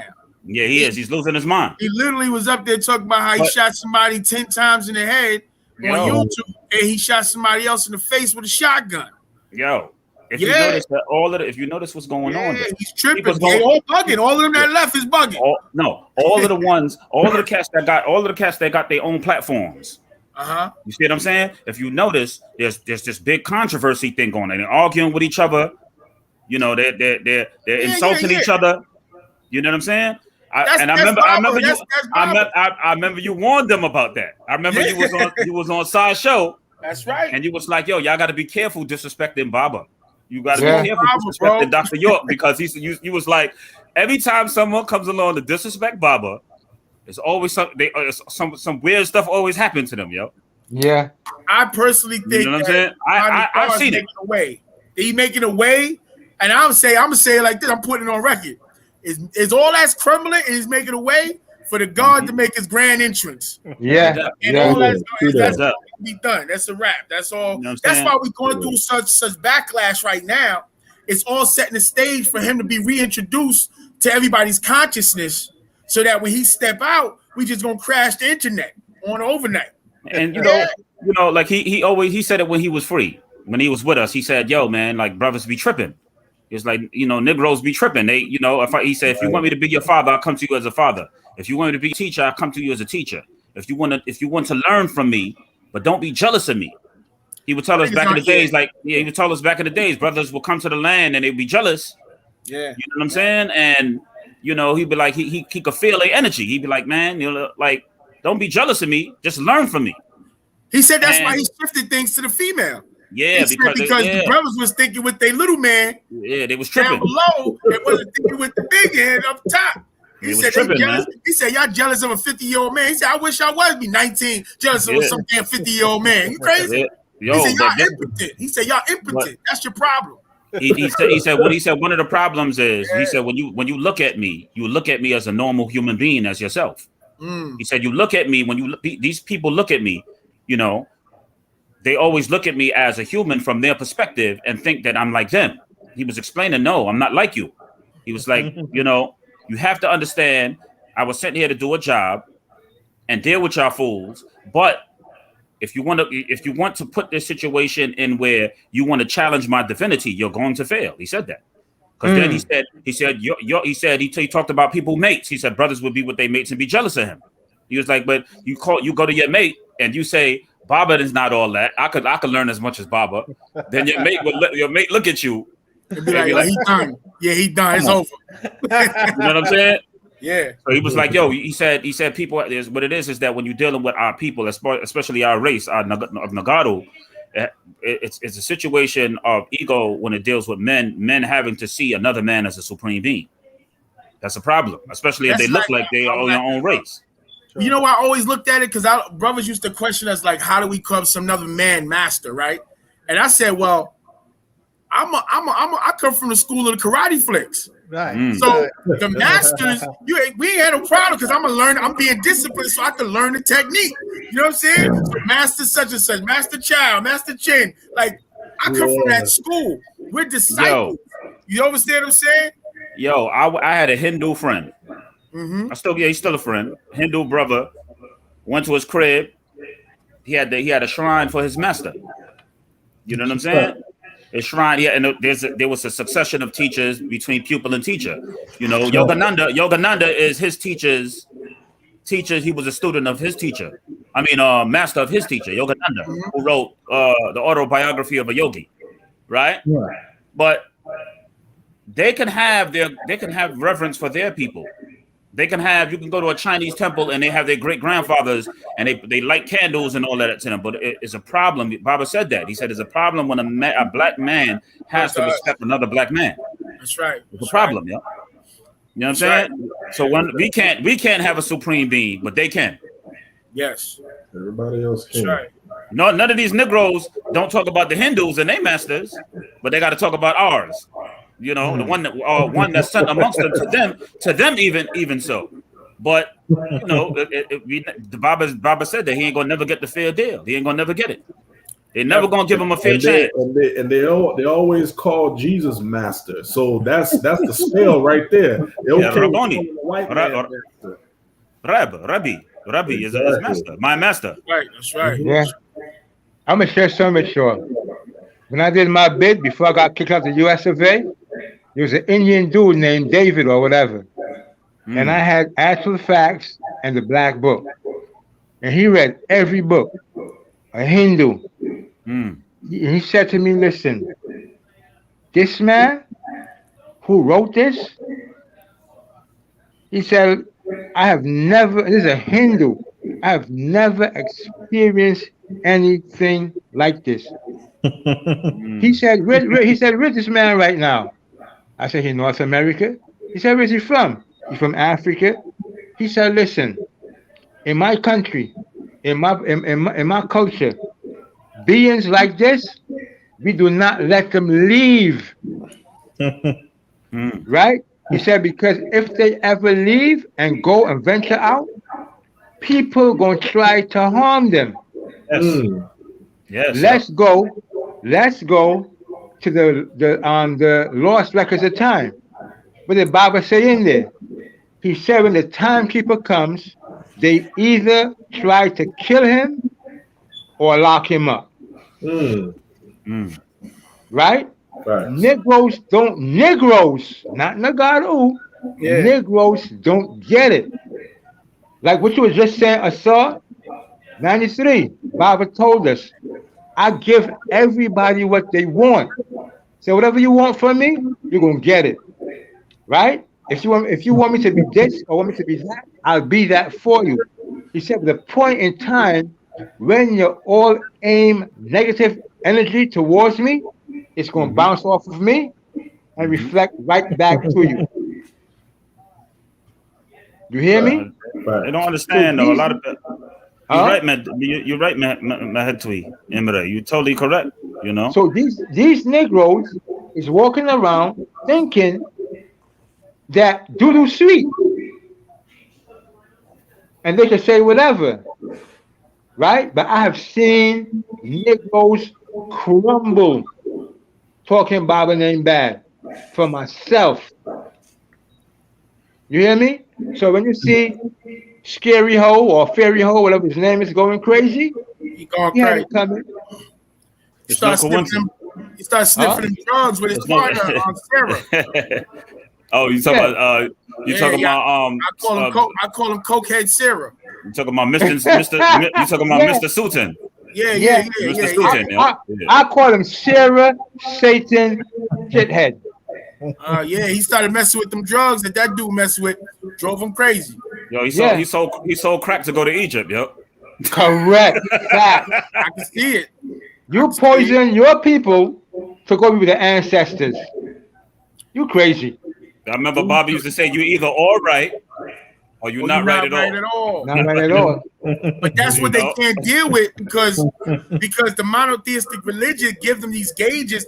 There's gray areas between right and wrong in the monotheistic religions, and they're allowed to be sinners. They're allowed to be devils and then go to church, go to the mosque, be forgiven, and go right back out there and do the same thing. So they could wear the garb of the righteous. They could claim to be of the righteous, and they could do dirt and demonic movements all day long and still be okay. So we don't play that. And a lot of our people brought that consciousness into our community, and that's why we setting the tone. Like with Baba, he's like, look, the 33 commandments. He's like, nah, we don't play none of that. And you look at the Nuwapian man, you look at the sacred feminine, you look at the revelation to the Sabaeans. He's clarifying what we are and what we are not, to get away from all the old schools of things that we allowed to happen under the religious guise. He's like, we're not that anymore. And if that's what you represent, go on about your business. That's not where we at. They holy books are full with contradictions, man. You got 1 minute you can do this, 1 minute you can't do that. It's full of confusion, man. So, the fact that they're worshiping a God who's hypocritical in his nature, his very nature is hypocritical. He's telling you thou shalt not kill, but then he's telling you go kill the Canaanites. You see what I'm saying? So this is why they say he's a sarcastic God. He's a mono. He's sarcastic because he's given the impression of one thing, but on the next note, he's telling you to do the very same thing you're not supposed to do according to his laws. You see what I'm saying? So these Anunnaki, they don't understand that these gods that they worship, man, these beings are one of the most atrocious, evil beings that have ever came to this planet in the history of this world. They're one of the most disagreeable species of beings that came here, and these people they know not what they worship.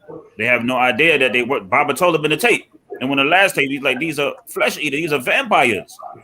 They're worshiping a being that bakes human beings, that grills human beings. That's what they very hell. The Midnight Meat Train. The Midnight Meat Train. Right.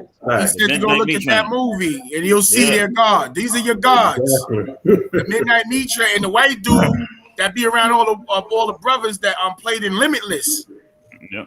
And they were taking up pills that open up your whole brain. Yeah. So they use their whole brain. He was the dude that played in the Midnight Meat Train. Yeah. I remember in the old books, and I ain't get this until the Food of the God doctrine came out, when he said, waiting for a God to come and save you is a recipe for disaster.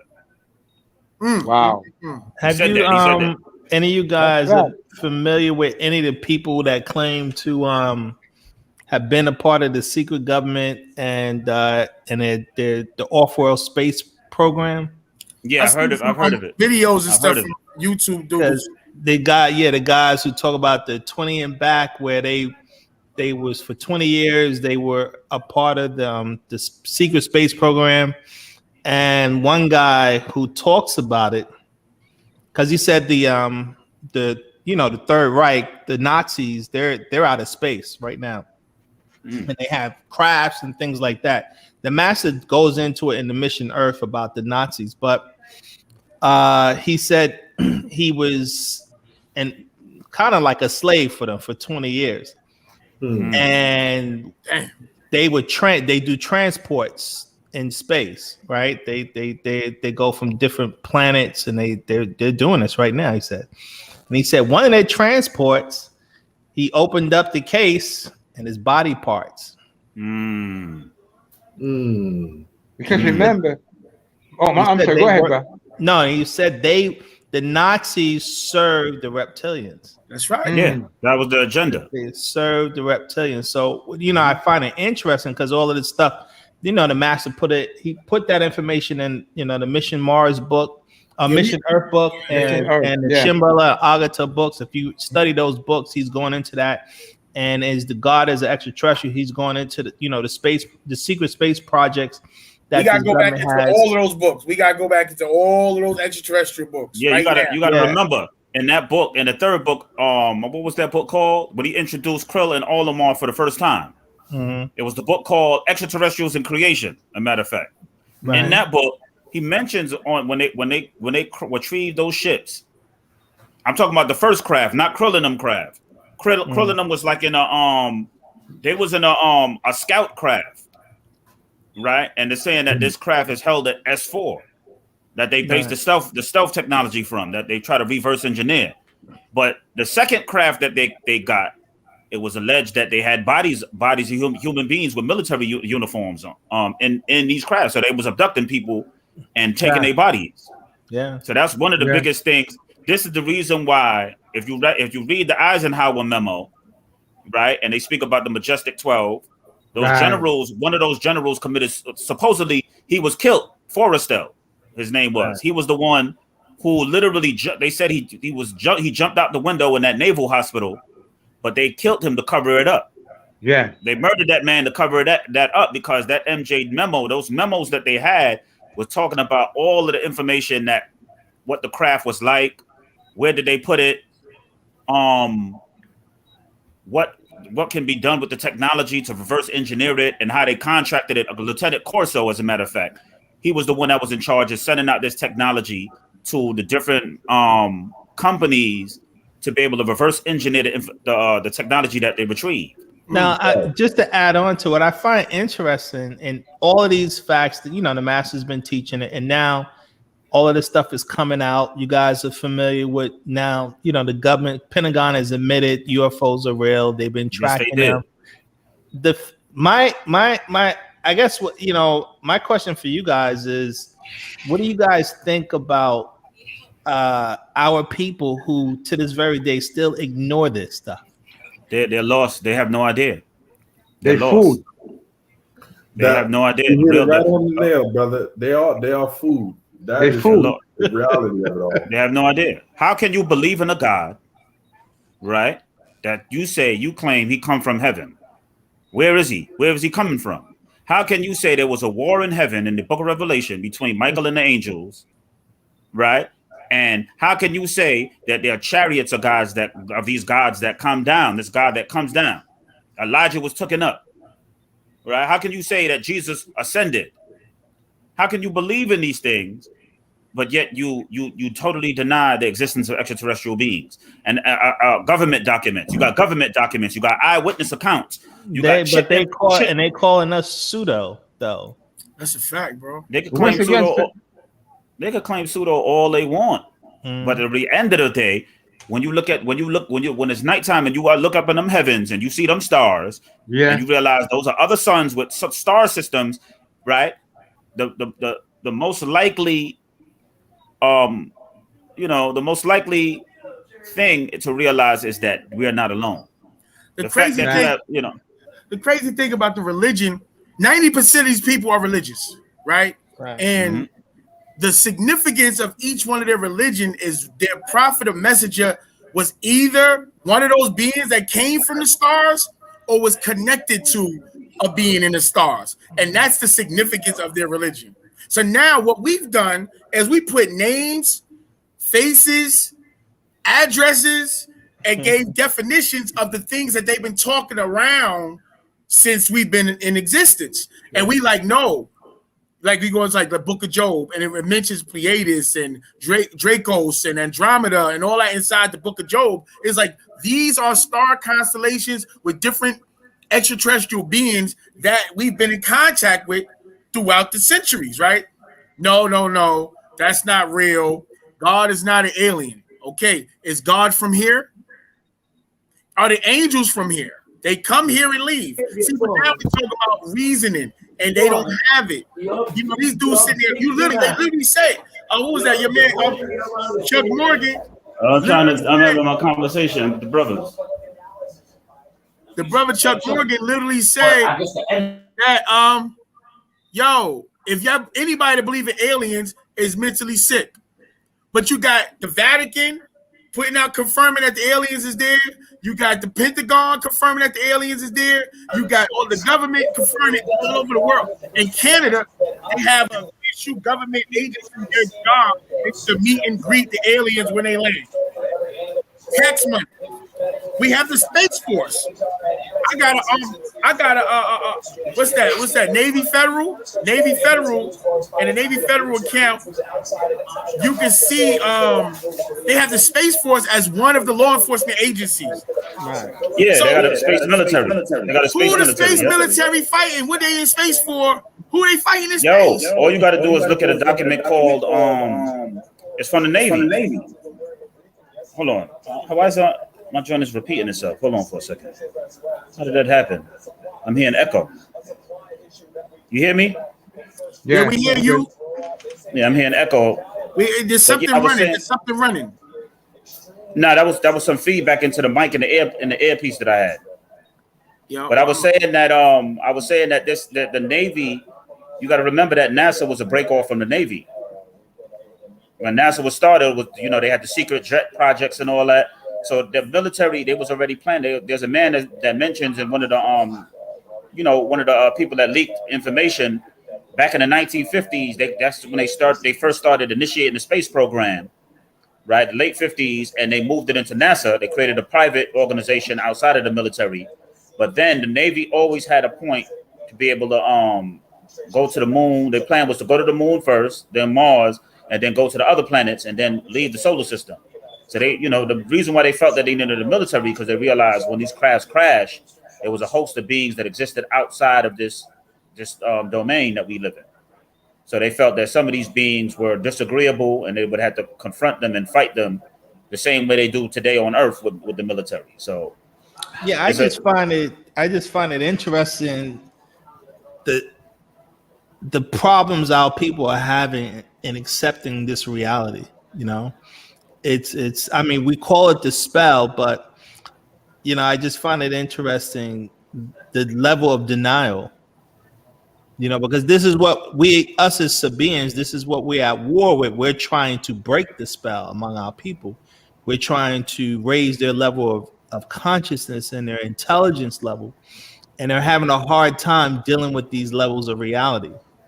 It's in the doctrines, man. It's in the Bible. It's in the Quran. It's in all the ancient people of the world speak about extraterrestrials. But they can't see themselves as anything significant because they've been convinced that they're nothing and nobody. And we're so magic and majestical that we do magic and brilliant things every day and downplay it because of how we look at ourselves from somebody else's psychology. Well, because what happens is this, right? In the class on Tamaray, Baba explained how when George Orwell, right, or Orson Welles, that's his name? Yeah, Orson Welles, that's right. Orson Welles. Right. Yeah. When he was doing his radio show, that was around the time when the beings was traveling, going from planet to planet or whatever, and when they opened the vortex, right, the beings that were traveling intergalactically was sucked into that day and time, and they saw ships over the U.S. of A. And Orson Welles said, "The Martians are coming. The Martians are coming." And the U.S. of A went into a panic. They had to find a way to dumb it down. When they brought those extraterrestrials into this Tapal, the ETs asked them, "What have you done and why are we here?" The U.S. government had a meeting with them, and they told the U.S. government, "We will exchange technology, weaponry, and diseases for human flesh." Yeah, correct. I was in that class, correct, sitting right there. Repeat. Can you repeat? Oh, you gotta bring Mahatma, you gotta bring it back. Can you repeat that? Because set it off again. I know you started with the whole War of the World thing at the Orson Welles stuff. Start there. What was that part with Orson Welles? What you're saying he actually experienced You're saying the master taught us that his experience was a real experience, and that radio show was actually a real thing. What happened is this. Hmm. Orson Welles had a radio show named War of the Worlds. Am I right? Sure. Facts. Yes. Sure, correct. Right. So what happens is, in his time span, right, they had witnessed these crafts. I think it was over Washington. 1953. There you go. And what happens is they had did some type of experiment that as the crafts were traveling intergalactically, they pulled them into this Tapal. So the extraterrestrials went before the US government and asked them, what have you all done and why are we here? And the government did not know how to respond because it had never experienced anything of this sort before. So the ETs was like, yo, you got to send this back or it's going to be some trouble. So he said, and I don't remember everything 100%, but Right. Baba said they made a pact with these ETs, where the ETs told them, we will give you technology, right? We will give you weaponry and all these different things as long as you give us human beings for flesh. Correct. You got to understand that started with the Rainbow Project. What happened was that, it started with the Rainbow Project. What happened was that during the time period, it was two experiments that Baba mentioned. One was the atomic bomb, right? And the other one was the Invisibility Project. Project Invisibility was the one when it was taking the battleship, a USS destroyer, I mean, called the Eldridge. Eldridge, the Philadelphia experiment. Yes, and that project was all of the people out of Cambridge and MIT. Those people, they wanted to they didn't know that they was going to open up a vortex. They didn't understand. They didn't know that. What they thought was the original initial project was to create a electromagnetic field around the ship so that it can warp light, it can bend light, so that these people wouldn't be able to see the ship. Get off a radar. That's right. Exactly. And so what happened was that the ship on its trial run, it was successful. When they had the remote wires in the ocean that led to the ship to turn on the generators. But the two brothers, right? Those two brothers from Long Island, correct, who were their father was one of the heads of the Navy. He was an admiral, as a matter of fact. Those two brothers went to school to study physics. I think they call the Cameron brothers. Yeah, the Cameron, right? These two brothers were trained by Eric von Neumann and Nikola Tesla to be able to operate the ship. And when the first series of the test was successful, they allowed a crew on board that they trained. This crew got on the ship. This is around 1942, going into 43. When they turned on the generators, there were problems because the men on board were experiencing all sorts of issues dealing with nausea, headaches, blinking. They was blinking in and out of existence because when you go to that region of power to be able to do what they do to make things invisible, you're dealing with what they call reference sequences where people are, like, for instance, you were born in a particular spot. Zero time reference. Zero time reference. Yeah. So your zero time reference means that you occupy a point in space time that no one else occupies. Correct. So the point that you exist in right now, no one can exist in that spot except you. You see what I'm saying? And what happened was that their references got lost. Their references were disorientated to the point that the atoms and all that, when they rematerialized, they were out of their original point, and so they bonded with the ship. Some of them disappeared. But in the midst of that generator turning on in the second version of the product, when they wanted to do it again, and this is when Tesla left and they killed him. This is when he decided to leave and they killed him. When they turned on those generators in 1943, this led to what they call the 60-year disappearance. In the original timeline of the Philadelphia experiment, the ship disappeared for 60 years, because it ended up coming in hyperspace. It was in hyperspace. Yeah. Right. And so what happened was that the two men jumped off board, the Cameron brothers, and they ended up in Montauk, Long Island. And they seen Von Neumann as an old man. So they was like, Montauk experiment. yeah, because the Montauk was linked. Montauk was was when they started opening up the portals in 1980. 1970, between 1973 to 1983, they started opening up these portals, and they were able to find the ship in hyperspace and then open up 1983 and 1943 at the same time. So they sent the two brothers back on the ship again. They cut off the generators, and the ship reappeared in Norfolk. It was seen in Norfolk, Virginia, and then it was also seen in several places at once. Because when you're dealing with time manipulation, like Baba said, things could appear more in one place than at one time. Quantum entanglement, yeah. Exactly. So when the ship reappeared, this is when they found the men bonded onto the ship, but it seemed like it was instantaneous, because that 60 years. Remember, the reason why Baba explained that this event happened, they didn't have a working computer, so they built a computer called ENIAC, right, which was a computation machine that was able to reference these human beings and the ship and all that at a later date. Von Neumann figured out the problem. By 1983, they had the Cray 2 computers, right? These are supercomputers, and they had the IBM, I think the IBM 3 something that they was using.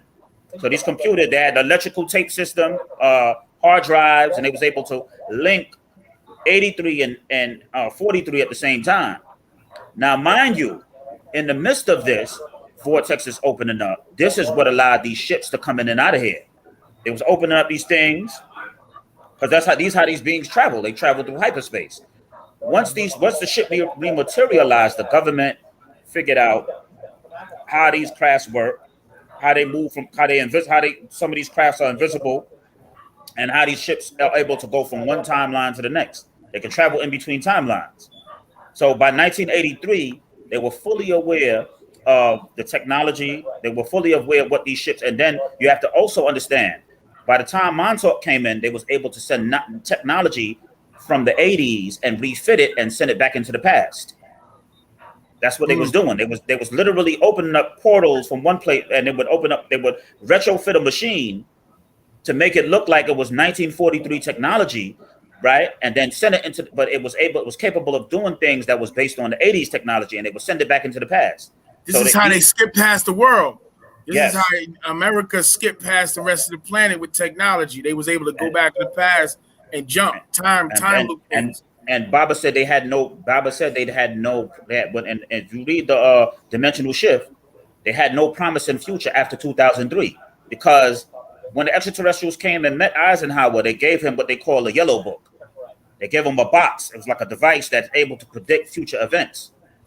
And so, based on this device, they were able to pick their presidents. They were able to choose definite paths of their future up to a point to 2003, and then after that, the technology was disabled. So they had every time the vortex opened, they had communication with their gods. They had meetings. They had scheduled meetings every certain time period, and they would brief them on what should be done, how they should go about it. July you have to understand that most of Mount Shasta. Most of the people in the MJ-12 were Shriners.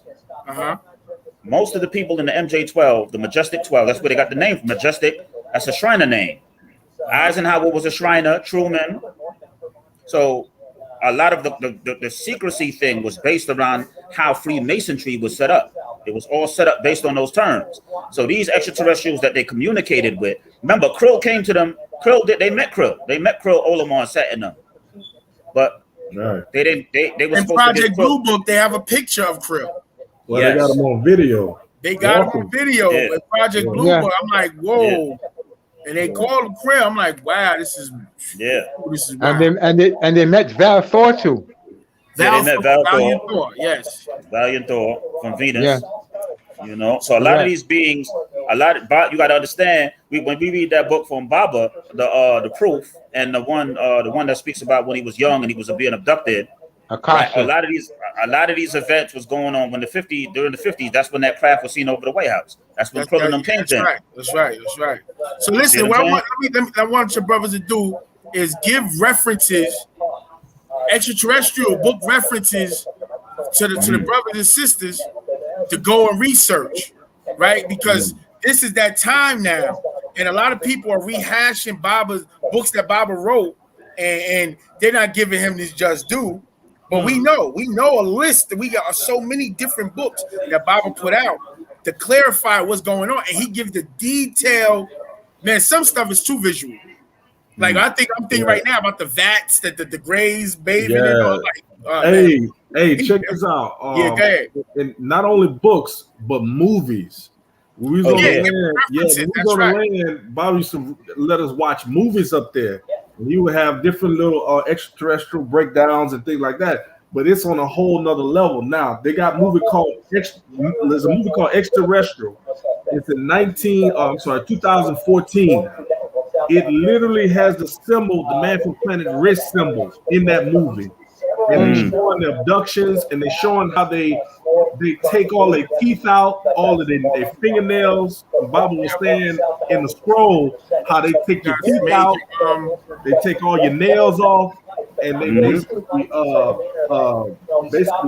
utilize you as food. That movie will show you, it's gonna bug you out. It's called Extraterrestrial. It should be on if you can't do it on Amazon, it should be on streaming. You should be able to stream it and find it. I'm talking about, it's too visual of what Baba's been saying. It's like people got to watch movies as well as the books, because the movies gonna really show it. So they got a lot of new movies out that is literally got a lot of feedback. Somebody got their joint. A lot of feedback. Yeah. Yeah, I don't have any video. I don't have anything. Oh, there you go. Yeah, it's doubling up. Yeah. So that movie, the Extraterrestrial, of course, the Midnight Meat Train. Of course, we talked about that one. That's gonna bug people out. Don't forget about the one called what's the one with the lady that her daughter got kidnapped? The fourth kind. Don't forget about that. Now the Nome, Alaska. Jupiter Ascending. I just mentioned that the other day. Jupiter Ascending. That's right. They start off with a harvest in Jupiter Ascending. Yeah. That's the main family is called the Labrasi family, which is the Sabeg word for leprosy. You see? Yeah. And the one that's coming out, Doom. That's another one that's about to come out in October. Doom, whenever that come out, but Doom, that's another that talk about the spice and talk about the beings, in the different planets utilizing this spice on that planet to control, to be able to time travel. Absolutely. So y'all go check those movies out, y'all. That spice is the Meth Couzette, exactly. The Meth Couzette, that's right. They live. V from not V for Vendetta, but V for Victory with the Reptilians. And they did one in the 80s. They did a new one. The most recent one was like 2009, 2013, with Morris Chestnut played one of the Reptilians. Yeah, I remember that. And this another one, Childhood End. We just seen that. Don't forget about the episode of The Twilight Zone, How to Serve Mankind. Yeah, facts. I want to ask someone that Kufu was saying, if I could jump in real quick. That Baba said, remember how you said they're going to remove your fingernails and your teeth, right? Yes. Baba also said they're going to shave all the hair off your body. Yes. They're going to clean out your genitals if you're feminine or masculine. They're going to put small, like catheters inside of you and clean you out. No. He said that's what they're doing to the Mukasu right now. Listen, in that movie, Extraterrestrial, I didn't even want to say it because I didn't want to spoil it. Watch that movie if y'all get, or anybody. Listen. I'm gonna tell you. Shows everything. I don't even want to hear none of that. Listen, I don't want to hear none of that. Okay, now I gotta go sage. I gotta sage the house. I gotta do a bunch of chants. People gotta realize the same way you got names for food on here. You got teriyaki Turks, baked British, right? You got what? Fried legato. And then you gotta think, man, that's what the religions is setting us up for. The raptors. And because these Mukasu, they putting us in their place. Like Petty Memory was talking about, they were made as a poison food supply for the reptilians. Correct. But then then they figured out that being that they was a replacement for the Pleiadians. See, the Pleiadians was getting the food source first, and now the Mukasu is the replacement, right? So now they like, okay, well, we're gonna groom and raise the Nagaru to be our replacement. And this is what they doing with us now. That's why we got to get on our own frequency, our own language, our own everything. So we off the menu. We don't have to be the new covenant, like Brother Paulite in them. The new contract. We don't have to be the new blood covenant, new flesh covenant. This is real important. The Bible mentioned about the COVID, right? Remember, he was explaining how COVID comes from COVID, right? So kabad. So he mentioned how way before when it just hit, when the message came through, it was like they gonna use plasma to try to cure it or to slow it down. Now I work for the city of Dallas, right? Somebody's doubling up again, y'all. Check this out. You see in most of these cities a ton of plasma centers all over the city. Yeah. You'll see that this guy actually told me, this Kakasu told me, he said, you know what? It's so many more plasma centers that'll be going up over hundreds of thousands across the country, right? He said that they got people who need that hemoglobin, right? That doesn't clot. They said that they pay $1,000. Yeah, they do.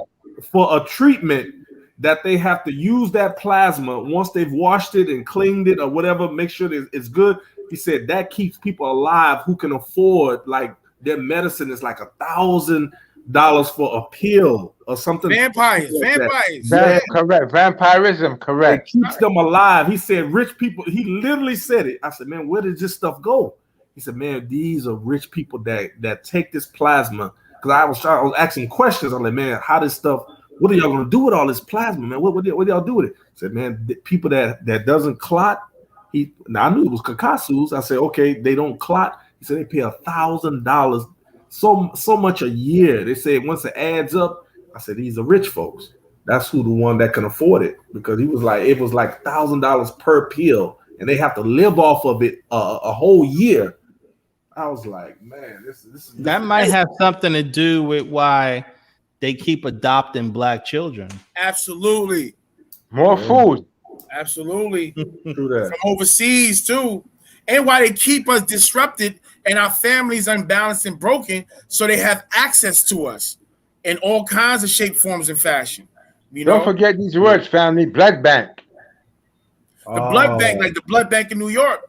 Like how many people, we don't have no money. How many people have to go to blood banks to give up their blood and plasma in order to get money just to make it through for the week? Exactly. I seen it in every state that I went to. I seen it. I seen the lines full all the way, especially in North Carolina. Yo, like I've seen the blood bank. Correct. Yeah. Correct.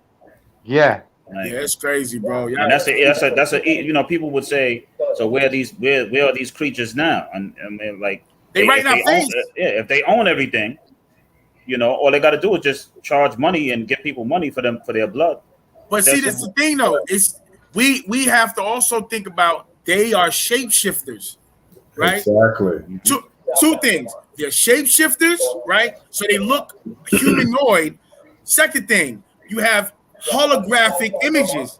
If you're not up on somebody, you don't know whether that's their physical or not. You understand? Those are like, some of them are holographic projections, and as long as you're far enough away from them, you're gonna see what they want you to see. Yo. You know. And another thing, you got to deal with the fact that their Rh negative blood is they're hybrid extraterrestrials. They don't have to look like their reptilian mothers and fathers. No, they don't have to look like that. It's in their blood. The mark is in their blood. So when Baba said you don't have to look up in the sky for extraterrestrials, all the Rh negative beings that's around, those are extraterrestrials. That's not a human blood type.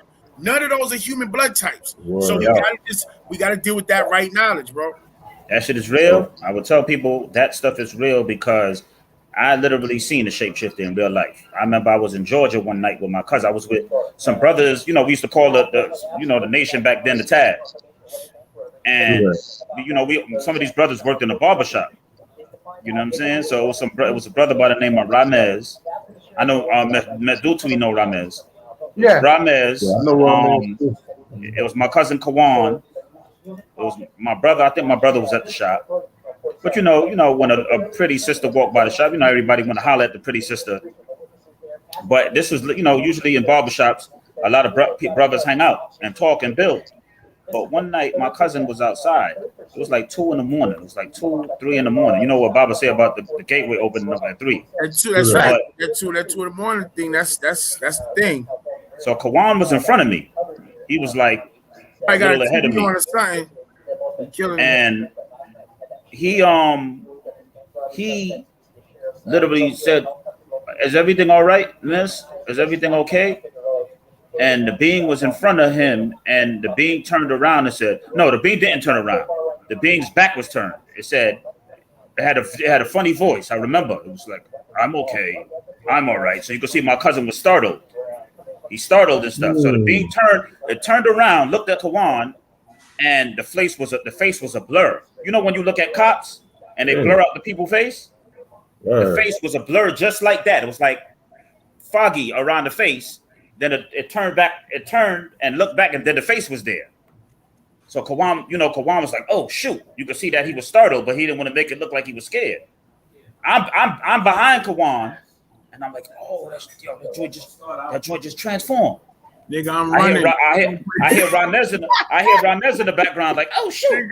I'm running. I don't play none of them games. Nah, we've been taught by Baba, so we know how to hold our own. You know what I'm saying? Running. Yo, when I tell you, son, this thing shapeshift, my cousin was like, "All right, just want to make sure you was okay." But it was late at night, and then it walked off into the night. My brothers be telling me they not in the doctrine, but they be telling me how they been seeing ever since I've been teaching them for years, and how they started seeing different extraterrestrials throughout like on the train. My brother said he seen a dude that was sitting in the corner of the train, and he was like just shaking back and forth, and he was like, "Yo, you all right? Like just say something like that." And he said, dude didn't have no face. Yo. He said he jumped back and he ran to the other side of the car. He kept running into the cars in the train that right here in New York. Right in New York, he kept running until the train stopped, and then he jumped off the train. He was like, "Yo," I remember Baba used to say, New York is the best place for them, man, because there's so many different types of races of people. Yeah. Listen, God, we winding down. I want y'all to give y'all a bill. We out of here at midnight. It's already 11:56. Y'all know we could rock all night. That's why we got to build the communities up, so that we could just rock on and just keep building and bringing the energy up, because we don't stop. This doesn't stop. You know that we done quit jobs to build with people. So we about to close out though. Anybody got any last things? Any more movies? Any extraterrestrial books? Anything to recommend to the family to go read and get up on? Put it out there right now, y'all. Let's go. Man for Planet Risk, Mission Earth, and extraterrestrial involvement. Extraterrestrials in creation. UFOs amongst us. Yeah. UFOs amongst us. Okay. UFOs amongst us. Yeah. All right. Mystery Clouds. Mystery Clouds, not a UFO. Mystery Clouds, yeah. That's right. And definitely check the movies out, man. We mentioned a lot of Childhood, End They Live, V, Doom, Twilight Zone, To Serve Mankind. What's that? We was talking about Midnight Meat Train. Jupiter Ascending. Jupiter Ascending, Midnight Meat Train, the Fourth Kind. Listen, Bob been teaching for years, y'all. This is the time where everything is manifesting. Let's not get caught behind enemy lines or enemy minds. Remember Enemy Minds, the old movie? Oh yeah. Let me say something real quick. Go ahead, God. Back in the day, I think it was either who was Melchizedek or I swear by the time, right? When Baba said Muhammad made that Isra on the Burak, right? Yeah. He said Burak was a craft, Yes. and Muhammad was taken from Mecca to the holy precincts of the Masjid al-Aqsa in Jerusalem. In the future, But, that's right. But Islam had not spread to Jerusalem yet. Yeah, he went to the future. That's right.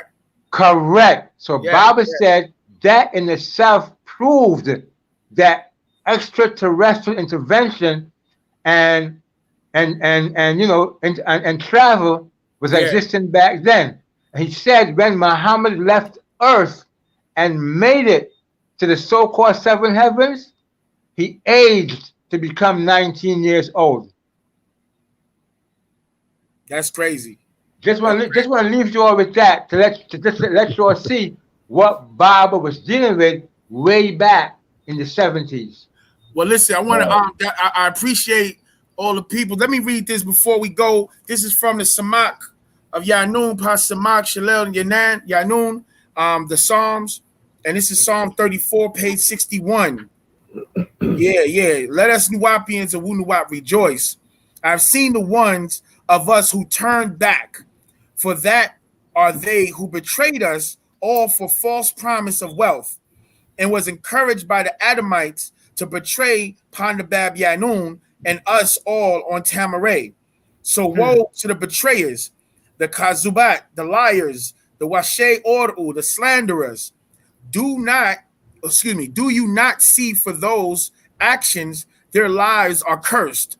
Death and sufferings follow them wherever, and their lives are in chaos. Heedless is their future, living a waste of Wakut time as the wrath is upon them. That is those who, in exchange for all they were given, betrayed Wunuwap and Munwapu, the Nwapians, for the asking of the cursed seed of the Adamites. Their wealth will not avail them, nor will they gain peace of mind. A life of ruin. Rejoice in victory over evil. Yeah, so that was right there. I mean, listen, I just turned to it and let it ride. You know what I'm saying? I turned to it and let it ride. I appreciate y'all. This is heavy. Listen, we're gonna go through. We gotta say, we be doing these 4-hour long videos, right? I gotta stop breaking it down. I know, Goddess, I see you. We appreciate you stopping. Boo, let me do my shout. I'm gonna start it from you, the Goddess Amunet. I appreciate you for coming through. Mark Hammonds, round back Mark Hammonds, Kahil Low. I appreciate y'all for coming through. The brothers, we all appreciate y'all for rolling with us. Ronald Newton, Eternal Entertainment Television, Bacardi Hatat. What's going on, God? You already know, beloved. That's my brother. Me and Bacardi go back to Graphic Arts High School. Oh, yeah, back in the days. You know what I'm saying? Yeah. You know what I'm saying? Tangela Jackson. I see you, mama. Double up on me. Think that's what's up. Atun, I see you guys, Israel. Yeah, Raul back. Atun. Who else was here? Kevin Daves was here earlier. Raul back, Kevin Daves. Raul back to Aha, brother Aha. Yeah. Listen, I appreciate y'all coming through. And everybody tell somebody to tell somebody to tell somebody. You know what I'm saying? So Monday we doing a reading. I'm gonna do we reading Pabanano and Wavelength A. We're gonna read those books on Monday, Pabanano and Wavelength A. So I'm asking brothers to read it beforehand. And when y'all come, we're gonna start at 7. And when we come on Monday, we're gonna read it together and we're gonna build on it. We're gonna do it like that. That's gonna be on Monday. So everybody that got the book, get on. You don't got the book, come on and listen. My hot tweet, you done jump from the chat to the platform. That's what's happening. Thank you. No, brother, thank you, Mukdad. We appreciate you, God. Reminder, Farrell, to send that text. I gotta send you the update. Yeah, I got it on my phone. I'm gonna send it to you. Yeah, me too. Yeah, and I wanted to give a shout out. To Amonet, Rahubat Amonet. Peace and Absolutely, blessings to you. back all the family and my beautiful brothers. You know what I'm saying? Petty Sina Tep Tu Reye, Pufu and Tahuri Amun Reye, Mahatwi Emre, Asar Noon Atun, myself, the host, you know, Pharaoh Chef Situ Amutef Amun, the guard Rondu, he got cut off, and E King, he was here earlier also. E King was on there? He was here earlier. Yeah, he was here. Oh, I Absolutely. figured that. Okay. He had broke down the vocabulary. What's that? The vocabulary, foreign words in the Quran.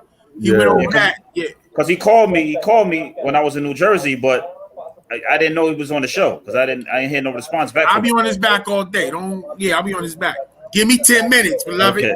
And keep it, you can keep it pushing after that. Give me, you know what I'm saying? So listen, you know, we're gonna end it off like this. This is all about you know, peace, divine love, unconditional love. It's about the master Yanun, because he represents the blessings upon the thought and that they're paying attention to us, that they want us to succeed.